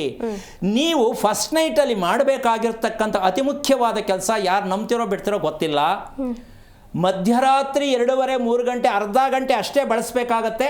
ಆ ಅರ್ಧ ಗಂಟೆಯಲ್ಲಿ ಆ ಹೆಣ್ಣು ಗಂಡಿಗೆ ನಾವು ಪ್ರಕಾರ ವಿಚಾರಗಳನ್ನ ಹೇಳ್ಕೊಡ್ಬೇಕಾಗತ್ತೆ. ಅಷ್ಟೇ ಅದಕ್ಕೆ ಸಮಯ ಇರೋದು. ಆ ಅರ್ಧ ಗಂಟೆಯಲ್ಲಿ ಅಲ್ಲಿವರೆಗೂ ಹೆಣ್ಣು ಗಂಡು ಕೂತ್ಕೊಂಡು ಏನು ಮಾಡ ಸ್ವಾಮಿ ಅಂತ ಕೇಳ್ತೀರಾ. ಯಾಕೆ ಅಂದರೆ ಅವ್ರ ಸ್ಪೀಡ್ ಅವ್ರಿಗೆ, ಇವ್ರಿಗೂ ಪಾಪ ಹೋಗ್ಬಿಟ್ಟು ಮಲ್ಕೊಂಬಿಡೋಣ ಅಂತ ಇವ್ರಿಗೂ ಅಲ್ಲ. ಆ 1-3 ಗಂಟೆವರೆಗೂ ಆ ಹೆಣ್ಣು ಗಂಡಿಗೆ ಯಾವ ರೀತಿಯಲ್ಲಿ ಶಾಸ್ತ್ರಾಧಾರಿತವಾಗಿ ಅವರಿಗೆ ಮಾಹಿತಿ ಕೊಡಬೇಕು, ಏನೇನು ವಿಷಯ ತಿಳಿಸ್ಬೇಕು, ಅವ್ರು ಏನು ಹೇಳ್ಕೊಟ್ರೆ ಅವ್ರು ನಿದ್ದೆ ಇಲ್ಲದೆ ಆರಾಮಾಗಿ ಖುಷಿಯಾಗಿ ತಿಳ್ಕೊತಾರೆ. ಯಾಕೆ? ಮುಂದೆ ಮಗು ಮಾಡ್ಕೊಳ್ಳೋರಿಗೆ ಮಾಹಿತಿ ಕೊಡಬೇಕಾ ಬೇಡವಾ? ಕೊಡಬೇಕು. ನಾವು ಮಗು ಮಾಡ್ಕೊಳ್ಳೋದು ಗೊತ್ತಿಲ್ಲ ಬಿಡಿ ಸ್ವಾಮಿ, ಸಿನಿಮಾ ನೋಡಿರ್ತಾರೆ ಎಲ್ಲ ಗೊತ್ತಿರುತ್ತೆ ಅಂತ ಅಂದ್ಕೊಂಡು ಸುಮ್ಮನೆ ಆಗ್ಬಿಟ್ರೆ ಹೆಂಗೆ ಕತೆ ಇದು? ಅಲ್ಲಿ ನಾವು ಮಾಹಿತಿ ಕೊಡೋವರೆಗೂ ಅವರಿಬ್ಬರಿಗೂ ಕೂರಿಸಿ ಹೆಣ್ಣು ಹುಡುಗಿನ ಒಂದ್ ಕಡೆ ಕರ್ಕೊಂಡೋಗಿ ಹೆಂಗಸರು ಮಾತು ಹೇಳ್ಕೊಡ್ಬೇಕು, ಗಂಡು ಹುಡುಗನ ಒಂದ್ ಕಡೆ ಕರ್ಕೊಂಡೋಗಿ ಗಂಡಸರು ಮಕ್ಕಳು ಹೇಳ್ಕೊಡ್ಬೇಕು, ಹೇಗೆ ನಡ್ಕೋಬೇಕು, ಯಾವ ಥರ ಇರಬೇಕು, ಇದನ್ನೆಲ್ಲ ಹೇಗೆ ನಡೆಸ್ಕೋಬೇಕು, ಇದಕ್ಕೆಲ್ಲ ಆಹಾರ ಪ್ರಕ್ರಿಯೆ ಹೇಗಿರುತ್ತೆ, ಮತ್ತೆ ಪ್ರತಿದಿನ ನಡ್ಕೊಳ್ಳೋ ವಿಧಾನ ಏನು, ವಾರಕ್ಕೆ ತಿಂಗಳಿಗೆ ಹಲವಾರು ವಿಚಾರಗಳಿರುತ್ತೆ. ಇದೆಲ್ಲ ಹೇಳ್ಕೊಡೋ ತನಕ ಟೈಮ್ ಬೇಕಲ್ಲ? ಬೇಕು. ಇದೆಲ್ಲ ಮಾಡಿ ಅವರಿಗೆ ಪ್ರಥಮ ರಾತ್ರಿಯನ್ನ ನಾವು ಹೇಳ್ಕೊಡ್ತಕ್ಕಂಥ ಸಂಪ್ರದಾಯ ಎಲ್ಲಿದೆ ಸ್ವಲ್ಪ ದಯವಿಟ್ಟು ಯೋಚನೆ ಮಾಡಿ. ಓಕೆ. ಮದುವೆ ಮಾಡಿಸೋ ಪುರೋಹಿತನಿಗೂ ಗೊತ್ತಿಲ್ಲ ಅಲ್ವಾ, ಅಪ್ಪ ಅಮ್ಮನಿಗೂ ಗೊತ್ತಿಲ್ಲ. ಇನ್ನು ಮದುವೆ ಮಾಡ್ಕೋ ಹುಡುಗ ಹುಡುಗಿಗೆ ಅವ್ರಿಗೇನು ಗೊತ್ತೇ ಇಲ್ಲ, ಅವ್ರಿಗೆ ಒಂದೇ ಬೇಕು, ಹೊಟ್ಟೆ ಹಸ್ತಿದೆ, ಊಟ ಮಾಡಬೇಕು ಅಷ್ಟೇ. ಹಾಗಿದ್ದ ಮೇಲೆ ನಾವು ಮಕ್ಕಳು, ಹುಟ್ಟಿದ ಮಕ್ಕಳು, ಒಳ್ಳೆ ಮಕ್ಕಳು, ಜ್ಞಾನವಂತ ಮಕ್ಕಳು ಹುಟ್ಟಕ್ಕೆ ಸಾಧ್ಯನಾ? ಇಲ್ಲ. ಹುಟ್ಟಿದೆಯಾ? ಇಲ್ಲ. ನಾವು ಶಾಸ್ತ್ರ ಕೇಳೋದು ಬಿಟ್ಟಿಲ್ಲ. ತಪ್ಪೆಲ್ಲ ನಾವು ಮಾಡಿ ನನಗೆ ಯಾಕೆ ಒಳ್ಳೆ ಮಗು ಹುಟ್ಟಲಿಲ್ಲ, ಯಾಕೆ ಆರೋಗ್ಯವಾದ ಮಗು ಹುಟ್ಟಲಿಲ್ಲ ಅಂದರೆ ನೀವು ಯಾವ್ದು ಸರಿಗೆ ಮಾಡಿದ್ದೀರ ಅಂತ ಒಳ್ಳೆ ಮಕ್ಕಳು ಹುಟ್ಟುತ್ತೆ. ಹೌದು. ಈಗ ಈ ವಿಷಯ ನಾನು ಹೇಳೋದಕ್ಕೆ ಏನು ಅನ್ಸುತ್ತೆ, ಇದೇನು ಇವರೊಬ್ಬರೇ ಅಪ್ಪ ಹೇಳೋದು, ಬೇರೆಯವ್ರು ಯಾರು ಹೇಳಲ್ವಲ್ಲ ಅಂದರೆ ಕಾರಣ ಏನು ಅಂದರೆ ಅವ್ರಿಗೆ ಭಯ ರೀ, ಹೇಳೋರಿಗೆ ಭಯ. ಯಾಕೆ ಅಂದರೆ ಬತ್ತಾರ ಓಡೋಗ್ಬಿಡ್ತಾರ, ದುಡ್ಡು ಕೊಡ್ತಾರ, ಟಾಟಾ ಮಾಡ್ಬಿಡ್ತಾರ. ಅದಕ್ಕೆ ಅವ್ರೇನು ಹೇಳಲ್ಲ. ನಮ್ಮ ಹತ್ರ ಮಾತೇ ಇಲ್ಲ, ಬಂದರೆ ಬರ್ಬೋದು, ಹೋದ್ರೆ ಹೋಗ್ಬೋದು. ಯಾಕೆ ಅಂದರೆ ಇದಕ್ಕೆ ಧರ್ಮ ಅನ್ನೋದು. ಧರ್ಮವನ್ನು ನಾವು ಉಳಿಸ್ಕೊಳ್ಳೋದಕ್ಕೆ ನೇರವಾಗಿ ಮಾತಾಡಬೇಕು. ಧರ್ಮಕ್ಕೆ ನಾವು ಜನಗಳನ್ನು ಕರ್ಕೊಂಡೋಗಿ ಬಿಡಬೇಕು. ಧರ್ಮವಾಗಿ ನಡೀತಕ್ಕಂಥದ್ದು ಕರ್ಕೊಂಡು ಹೋಗ್ಬೇಕು. ಅದು ನಮ್ಮಲ್ಲಿ ಇರ್ತಕ್ಕಂಥ ಒಂದು ಕರ್ತವ್ಯ. ಅದು ಹೌದು. ಆ ಕರ್ತವ್ಯವನ್ನು ನಾವು ಮಾಡಿದಾಗ ಅವರಲ್ಲಿ ಅಭ್ಯಾಸ ಬದಲಾವಣೆ ಆಗತ್ತೆ. ಈ ಅಭ್ಯಾಸ ಎಲ್ಲಿ, ಅದಕ್ಕೆ ಅರ್ಥ ಏನು ಅಂದರೆ ಕರ್ಮ ಸಿದ್ಧಾಂತ. ಇದಕ್ಕೆ ಹೆಸರೇನು? ಕರ್ಮ ಸಿದ್ಧಾಂತ. ನಾನು ಏನು ಕರ್ಮ ಮಾಡಿದ್ದೀನೋ ಅಂತಾರಲ್ಲ, ಇದೇ ಕರ್ಮದ ಸಿದ್ಧಾಂತ. ಏನು? ಅಭ್ಯಾಸಗಳು ಹೆಣ್ಣು ಗಂಡಿಗೆ ಸರಿಯಾಗಿರಬೇಕು. ಅದಕ್ಕೆ ಒಳ್ಳೆ ಮಗು ಹುಟ್ಟೋದಕ್ಕೆ ಇವರಿಬ್ಬರ ಅಭ್ಯಾಸ ಚೆನ್ನಾಗಿರಬೇಕು ಅಂತ ಮದುವೆ ಮಾಡೋದು. ಯಾರು ಮಾಡ್ತಾ ಇದ್ದಾರೆ ನಮಗೆ ತಿಳಿದು? ಹುಡುಗಿ ಅಭ್ಯಾಸ ಚೆನ್ನಾಗಿರಬೇಕು, ಹುಡುಗನ ಅಭ್ಯಾಸ ಚೆನ್ನಾಗಿರಬೇಕು. ಈ ಅಭ್ಯಾಸಗಳನ್ನ ಗುರುತಿಸಿ ಯಾರು ಮದುವೆ ಮಾಡ್ತಾ ಇದ್ದಾರಾ? ಅಂದ ಮೇಲೆ ಗಂಡ ಹೆಂಡತಿ ಹೆಂಗೆ ಚೆನ್ನಾಗಿರ್ತಾರೆ? ಇದಕ್ಕೆ ಯಾವ್ದಾರ ಸ್ಕೂಲ್ ಇದೆಯಾ? ಇಲ್ಲ. ಮತ್ತೆ ಹಂಗಿದ್ಮೇಲೆ ನೀವು ಮಕ್ಕಳನ್ನ ಹೇಗೆ ಸರ್ ಮಾಡ್ತೀರಾ? ಯಾವ ಸ್ಕೂಲ್ಗೆ ಸೇರಿಸ್ತೀರಾ ಇದಕ್ಕೆ? ಓಕೆ, ಗುರುಜಿ ಒಬ್ರು ಕಾಲರ್ ರೆಡಿ ಇದ್ದಾರೆ, ಮಾತನಾಡ್ತಾ ಹೋಗೋಣ. ಹಲೋ, ನಮಸ್ತೆ. ನಮಸ್ಕಾರ. ಹಲೋ. ಹಲೋ, ನಮಸ್ಕಾರ ಮೇಡಮ್. ಮೇಡಮ್, ತಮ್ಮ ಹೆಸರು, ಎಲ್ಲಿಂದ ಕರೆ ಮಾಡಿದ್ದೀರಾ? ನಾವು ವಿಶಾಲಾಕ್ಷಿ ಅಂತ ಗೋನ್ಕೊಪ್ಪದ ಗ್ರಾಮದಿಂದ ಕಾಲ್. ಹೌದಾ? ಯಾರ ಬಗ್ಗೆ ಕೇಳಬೇಕಿತ್ತು? ನನ್ನ ಬಗ್ಗೆನೇ ಕೇಳಬೇಕಿತ್ತು. ತಮ್ಮ ನಕ್ಷತ್ರ ಹೇಳ್ಬೋದಾ? ಉತ್ತರಭದ್ರ ನಕ್ಷತ್ರ, ಮೀನರಾಶಿ, ಕುಂಭ ಲಗ್ನ, ಏಕಾದಶಿ ಶುಕ್ಲ ತಿಥಿ, ಯೋಗ ತಿಥಿ, ಬುಧವಾರ ಹುಟ್ಟಿದ್ದು. ಓಕೆ, ಗುರುಜಿ ಇದ್ದಾರೆ, ಮಾತಾಡಿ. ಹಲೋ ಗುರುಗಳೇ, ನಮಸ್ಕಾರ. ಏನು ನೀನು ನನಗೆ ಹೇಳೋಗಿದ್ಯಲ್ಲ ಎಲ್ಲ ತಿಳ್ಕೊಂಬಿಟ್ಟಿದ್ಯಾ? ನಿಮ್ಮ ಆಶೀರ್ವಾದ ಗುರುಗಳೇ, ನಿಮ್ಮಿಂದ ಎಷ್ಟೆಲ್ಲ ತಿಳ್ಕೊಳಕ್ ಸಾಧ್ಯ. Very good. ಹೆಣ್ಣು ಮಕ್ಕಳಿಗೆ ಇದು ಬಂದುಬಿಟ್ರೆ ಅದರಂಥ ಪುಣ್ಯಶೇಷ ಇನ್ನೊಂದಿಲ್ಲ. ಪೂರ್ತಿ ಒದರ್ಬಿಡ್ತ ಹುಡುಗಿ, ಹೌದು ಅಲ್ವಾ? ಹೌದು. ಎಷ್ಟು ಜನ ಗೊತ್ತಮ್ಮ? ಯಾರಿಗೂ ಯಾರಿಗಾದ್ರೂ ಗೊತ್ತಿರಲ್ಲ. ಕೇಳಿದ್ರೆ ಮಗು ನಕ್ಷತ್ರ ಕೇಳಿದ್ರೆ ಯಜಮಾನ್ರು ಕೇಳುವಂಥದ್ದು, ಯಜಮಾನ್ರು ಕೇಳಿದ್ರೆ ಹೆಂಡತಿ ಕೇಳುವಂಥ ಅಂಥ ಪ್ರಪಂಚ ಇದು. ಆ, ಅವ್ರ ಮಕ್ಕಳದೇ ಗೊತ್ತಿರಲ್ಲ. ಎಷ್ಟು ಅದ್ಭುತವಾಗಿ ಹೇಳ್ಬಿಡ್ತೀವಿ ಹುಡುಗಿ. ಹೌದು. ಇದಕ್ಕೆ ಕಣಮ್ಮ, ಹೆಣ್ಣು ಮನಸ್ಸನ್ನು ಮಾಡಿದ್ರೆ ಒಂದು ಶಾಲೆ ತೆರೆದಂಗಂತೆ ಹೆಣ್ಣು. ಅಂತ ಅದ್ಭುತವಾದ ಪವಾಡ ಹೆಣ್ಣು. ಆದರೆ ನಾವು ಈ ಶಾಸ್ತ್ರ ಹೇಳಿ ಹೇಳಿ ನಮ್ಮ ದೇಶನೇ ಹಾಳು ಮಾಡಿ ಎಲ್ರಿಗೂ ದಾರಿ ತಪ್ಪಿಸಿ ಏನಮ್ಮ ಅಲ್ಲಿ ಮಾಡು ಅಲ್ಗೋಗು ಇಲ್ಗೋಗು ಅಂತೇಳಿ ಎಲ್ರಿಗೂ ನಂಬಿಕೆ ಹೊಟ್ಟೋಗಿದೆ. ಏನು ಹೇಳ್ತೀಯಮ್ಮ ನಾನು ಹೇಳಿದ ವಿಷಯಕ್ಕೆ? ನಿನ್ನ ಪ್ರಕಾರ ಏನು ಹೇಳ್ತೀಯ? ನಿಮ್ಮಿಂದ ಗುರುಗಳೇ, ನಿಮ್ಮ ಪಾದ ಪುಣ್ಯದಿಂದ ನಾವು ಇಷ್ಟೆಲ್ಲ ಕಲ್ತೀವಿ ಗುರುಗಳೇ. ದಿನ ಕಲಿತಾನೆ ಇದೀವಿ ಗುರುಗಳೇ. ತುಂಬ ಒಳ್ಳೆಯದು. ಏನು ಓದಿದ್ಯಾ? ನಾವು PUC ಗುರುಗಳೇ. ಓಕೆ. ಏನು ಕೇಳಬೇಕು ಅಂತ ಮಾಡಿದೆ? ನನ್ನ ಬಗ್ಗೆನೇ ಕೇಳ್ಬೇಕು ಗುರುಜಿ. ಏನು ನಕ್ಷತ್ರ ಹೇಳಿದ್ದೀನಿ? ಆರೋಗ್ಯದ ಬಗ್ಗೆ. ಉತ್ತರಾಭಾದ್ರ. ಆರೋಗ್ಯದ ಬಗ್ಗೆ ಕೇಳಿ. ಓಕೆ ಉತ್ತರಾಭಾದ್ರ. ಓಕೆ. ಯಾವ ವಾರ ಹುಡ್ದೆ? ಬುಧವಾರ ಗುರುಜಿ. ಬುಧವಾರ. ಹ್ಮ್.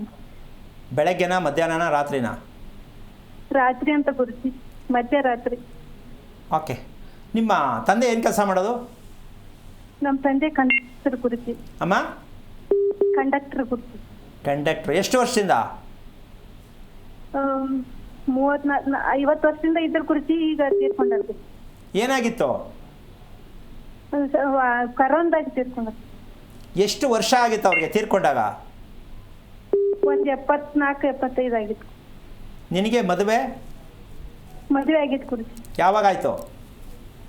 2000 ಇಸ್ವಿ. ಮಕ್ಕಳು? 3 ಮಂದಿ ಗುರುಜಿ. ಹೆಣ್ಣೆಷ್ಟು ಗಂಡೆಷ್ಟು? 2 ಹೆಣ್ಣು 1 ಗಂಡು ಗುರುಜಿ. ಕೊನೆಯದ ಗಂಡ? ಹಾ ಗುರುಜಿ. ಓಕೆ. ಏನು ತಗೊಂಡ್ರಿ? ಸೈಟ್ ತಗೊಂಡ್ರಾ, ಚಿನ್ನ ತಗೊಂಡ್ರಾ, ಕಾರ್ ತಗೊಂಡ್ರಾ, ಏನು ತಗೊಂಡ್ರಿ? ನಾವು ಮನೆ ಕಟ್ಸಿ ಗುರುಜಿ. ಈಗ ಗೋನ್ಕೊಪ್ಪ ಗ್ರಾಮದಲ್ಲಿ ಮನೆ ಕಟ್ಸಿ ಗುರುಜಿ. ಎಷ್ಟು ವರ್ಷ ಆಯ್ತು ಕಟ್ಸಿ? ಈಗ 1 ವರ್ಷ ಆಗ್ತಾ ಬಂತು ಗುರುಜಿ. ಓಕೆ. ಖುಷಿ ಆಗಿದೆಯಾ? ಮನೆ ಒಳಗಡೆ ಖುಷಿಯಾಗಿ ಒಳ್ಳೆ ನಿದ್ದೆ ಬರುತ್ತೆ, ನೆಮ್ಮದಿ ಇದೆ ಅನ್ನಿಸ್ತಾ ಇದೆಯಾ? ನಾವು ಉತ್ತರ ಭದ್ರ ನೀವೇ ಹೇಳ್ತಿರಲ್ಲ ಗುರುಜಿ, ನಿದ್ದೆನೇ ಇಲ್ಲ ಅಂತ ಹಂಗೆ ಐತಿ ಗುರುಜಿ ನಾನು ಮೊದ್ಲಿಂತನೂ. ಮತ್ತು ಮನೆ ಯಾಕೆ ಕಟ್ಸೋಕ್ಕೆ ಪ್ರಯತ್ನ ಕೊಟ್ಟೆ ನೀನು? ಯಾಕೆ ಕಟ್ಸ್ಬೇಕಿತ್ತು? ನಮ್ಮ ಮನೆಯವರು ನಾವು ಗುರುಜಿ ನಿಮ್ಮ ಹತ್ರ ಕೇಳಿ ಮಾಡ್ಬೇಕಂತೀವಿ ಗುರುಜಿ. ನಮ್ಮ ಮನೆಯವ್ರು ನನ್ನ ಮಾತು ಕೇಳಿಲ್ಲ. ಈಗಲೂ ಕೇಳಲ್ಲ ಅಲ್ವಾ? ಹೇಳಲ್ಲ ಗುರುಜಿ. ಆದರೂ ಮತ್ತು ಇವಾಗ ನೀನು ಕೇಳ್ಬಿಟ್ಟು ಏನು ಪ್ರಯೋಜನ ಹೇಳಮ್ಮ? ನೀನು ಅವರು ನಂಬಲ್ಲ, ನೀನು ಹೇಳೋದು ಒಪ್ಕೊಳ್ಳಲ್ಲ. ಈಗ ನಿನ್ನ ಮನ್ಸಿಗೆ ಬೇಜಾರಾಗತ್ತೆ. ಈಗ ನಾನೇನು ಹೇಳಿ? ಅಲ್ಲ ಗುರುಜಿ, ನೀವು ಅಂತೀರಲ್ಲ ಗುರುಜಿ, ಹೆಣ್ಮಕ್ಳು ಪ್ರಯತ್ನ ಮಾಡ್ತಾನೆ ಇರ್ಬೇಕು ಅಂತ. ಅಲ್ಲಮ್ಮ, 3 ಮಕ್ಕಳಾದಾಗಲೇ ನಿನ್ನ ಗಂಡನ ಹಿಡ್ಕೊಳಕ್ಕಾಗಲಿಲ್ಲ ನೀನು. ಈಗೆಲ್ಲಮ್ಮ ಹಿಡ್ಕತ್ತೀಯ? ಎಲ್ಲ ಪಾಸ್ ಆಗೋಯ್ತು. ಒಂದು ಮಾತು ಹೇಳ್ತೀನಿ ಕೇಳಿಸ್ಕೊ. ಹಾ ಗುರುಜಿ. ಅಲ್ಲ, ಆಗೋಗೈತೆ ಅಂತ ಅನ್ಕೋಬೇಡ. ಮುಂದಕ್ಕಾರು ಮಕ್ಳಿಗಾರು ಹೇಳ್ಕೊಡು. ಗಂಡನ್ನ ಹೇಗೆ ಹಿಡ್ಕೋಬೇಕು ಅಂತ ಹೇಳ್ಕೊಡ್ಬೇಕು. ಕಂಟ್ರೋಲ್. ಗಂಡನ್ನ ಕಂಟ್ರೋಲ್ ಹೆಂಗೆ ಮಾಡೋದು ಅಂತ ಹೇಳ್ಕೊಡ್ಬೇಕಲ್ಲಮ್ಮ. ಇದಕ್ಕೇನೋ ಸ್ಕೂಲ್ ಇದೆಯಾ? ಇಲ್ಲ. ಬನ್ರಿ, ನಮ್ಮ ಸ್ಕೂಲ್ ಇದೆ, ನಾವು ಹೇಳ್ಕೊಡ್ತೀವಿ. ಗಂಡನ್ನ ಯಾವ ರೀತಿ ಹಿಡ್ಕೋಬೇಕು. ಓಡ್ ಬಂದ್ಬಿಡ್ಬೇಕು, ಅಯ್ಯೋ ಎಲ್ಲಿದ್ರು ಬಿದ್ದ ಬೇಡ ಬಂದ್ಬಿಡ್ಬೇಕು, ಮೊದಲು ನನ್ನ ಹೆಂಡತಿ ಮುಖ ನೋಡಬೇಕು ಅಂತ. ಈ ಒಂದು ಪವರ್ ಟಾನಿಕ್ಕು ಎಲ್ಲಿಂದ ಸಿಗುತ್ತೆ? ಹೆಣ್ಣು ಕಲ್ತ್ಕೊಂಡ್ರೆ ಗಂಡನ್ನ ಹೆಂಗೆ ಬೇಕಾದ್ರೂ ತಿರುಗಿಸ್ಬೋದು. ತಿರುಗಿಸೋಕ್ಕೋಸ್ಕರನೇ ಮದುವೆ ಮಾಡ್ಕೊಳ್ಳೋದು ಹೆಣ್ಣು ಅಂತ ಗೊತ್ತಿಲ್ಲ. ಇವ್ರು ಏನು ಮಾಡ್ತಾರೆ ಅಂದರೆ, ಕಾಟ ತಗೊಳ್ಳಾರ್ದೇ ಸ್ಕೂಲ್ಗೆ ಮಕ್ಕಳನ್ನ ಓಡಿಸ್ಬಿಡ್ತಾರೆ. ಮಕ್ಕಳು ಕಾಟ ತಗೊಳ್ಳಾರ್ದೆ ಸ್ಕೂಲ್ ಕಳಿಸ್ಬಿಡ್ತಾರೆ ವ್ಯಾನ್ ಹತ್ಸಿ. ಈ ಹೆಣ್ಣು ಗಂಡು ವಯಸ್ಸಿಗೆ ತಡ್ಕೊಳ್ಳಾರ್ದೇ ಮದುವೆ ಮಾಡಿಬಿಡ್ತಾರೆ. ಅಮ್ಮ, ಈ ಎರಡೂ ಬೇಜವಾಬ್ದಾರಿನೇ. ಒಂದು ಮಗು ಆಚೆ ಓಡಿಸೋದು, ಇನ್ನೊಂದು ಮದುವೆ ಮಾಡಿ ಓಡಿಸ್ಬಿಡೋದು. ಬೇಗ ಮದುವೆ ಯಾಕೆ ಅಂದ್ರೆ ಕಾಟ ತಪ್ಪಿಸ್ಕೊಳಕ್ಕೆ. ಎಲ್ಲ ಓಡ್ಬಿಟ್ರೆ, ಅಡ್ದಾರಿ ಹಿಡಿದ್ಬಿಟ್ರೆ.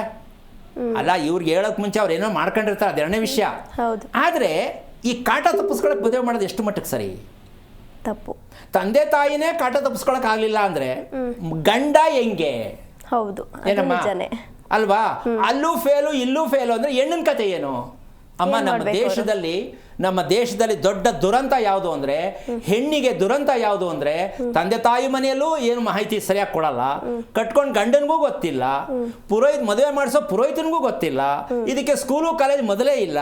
ಅಂದ ಮೇಲೆ ಹೆಣ್ಣು ದುರಂತವಾಗಿ ಯಾವಾಗ ಬೆಳಿಗ್ಗೆ ಟಿವಿ ಆನ್ ಮಾಡಿದ್ರೆ ಮಲಕ್ಕಳೋ 10 ಗಂಟೆ 11 ಗಂಟೆವರೆಗೂ ನೋಡು, ಆತ್ಮಹತ್ಯೆ ಇದೇ ಬರ್ತಾ ಇದೆ. ಏನಮ್ಮ, ಈ ತರ ನೋಡ್ಬಿಟ್ಟು ಹೆಣ್ಣು ಮಕ್ಕಳು ಮದುವೆ ಮಾಡ್ಕೊಳ್ಳೋಕೆ ಜಾಸ್ತಿ ಆಗ್ತಿದೆ. ಈಗ ಯಾರೋ ಹೆಣ್ಮಕ್ಳು ಮದುವೆ ಮಾಡ್ಕೊಂಡು ಒಪ್ಕೋತಾರ? ಬೇಡಪ್ಪ, ಹಿಂಗೇ ಇದು ಬಿಡೋಣ, ಈ ಗಂಡಸ್ರ ಸವಾಸನೇ ಬೇಡ. ಹೌದಾ? ನೀವು ಯಾವ ಕುಶಾಂತಿ ಮಾಡಿಸಿದ್ರು ಒಪ್ಪಲ್ಲ ಮದುವೆಗೆ, ನೀವೇನೇ ಸುಬ್ರಹ್ಮಣ್ಯಕ್ಕೆ ಹೋಗಿ ಉರುಳು ಸೇವೆ ಮಾಡಿದ್ರು ನಿಮ್ಮ ಮಗಳು ಮದುವೆ ಒಪ್ಕೊಳ್ಳಲ್ಲ. ಈ ಸತ್ಯ ಶಾಸ್ತ್ರ ಹೇಳೋರು ಗೊತ್ತಿಲ್ಲ. ಆಯ್ತದ ಹೋಗ್ರಿ, ಇನ್ನೇನು ಯುಗಾದಿ ಹತ್ತತ್ರ ಬರ್ತಾದೆ. ಇಲ್ಲ ನಿಮ್ಮ ಹಿಂದ್ಗಡೆ ಯಾವ ದೇವಸ್ಥಾನಕ್ಕೆ ಹೋಗ್ಬಿಟ್ಟು ಅಭಿಷೇಕ ಮಾಡಿಸ್ಬಿಡ್ರಿ, ಒಂದು ಯಂತ್ರ ಕಟ್ಟಿಸ್ಬಿಡ್ರಿ. ಈ ಥರದವ್ರು ನಮ್ಮ ದೇಶ ತುಂಬಿರೋದು. ಯಂತ್ರ ಕಟ್ಸಿದ್ರೆ, ಅಭಿಷೇಕ ಮಾಡಿಸಿದ್ರೆ, ಪೂಜೆ ಮಾಡಿಸಿದ್ರೆ ಮದುವೆ ಆಗತ್ತೆ ಅಂತ ಹೇಳುವಂತಹ ಮಹಾನ್ ಪಂಡಿತರುಗಳು ನಮ್ಮ ದೇಶ ತುಂಬ ತುಂಬಿದ್ದಾರೆ. ಹಿಂಗೆಲ್ಲ ಆಗಂಗಿದ್ರೆ ಯಂತ್ರ ಕಟ್ಸ್ಬಿಟ್ಟು ಪೂಜೆ ಮಾಡಿಸಿ ಏನೇನು ಬೇಕೆಲ್ಲ ಮಾಡ್ಕೋಬೋದಾಗಿತ್ತು. ಏನಮ್ಮ? ಹೌದು. ನಮ್ಮ ಕರ್ನಾಟಕದ ಕತೆ ತಗೊಳ್ರಿ, ದೂರ ಹೋಗೋದು ಬೇಡ, ರಾಜಕೀಯದವ್ರು ದುಡ್ಡಿಲ್ಲ, ಅವ್ರ ಹತ್ರ ಬೇಜಾನ್ ದುಡ್ಡಿದೆ, ಸರಿ ಮಾಡ್ಕೋಬೋದಲ್ಲ. ಆಗಲ್ಲ. ಅವರು ಸುತ್ತೊಡಿತಾ ಇದ್ದಾರೆ, ಇಲ್ಲ ಅಂತಿಲ್ಲ, ಬರೀ ಸುತ್ತೊಡಿಯೋದಷ್ಟೇ, ದುಡ್ಡಿರುತ್ತಲ್ಲ ಗೊತ್ತಾಗಲ್ಲ.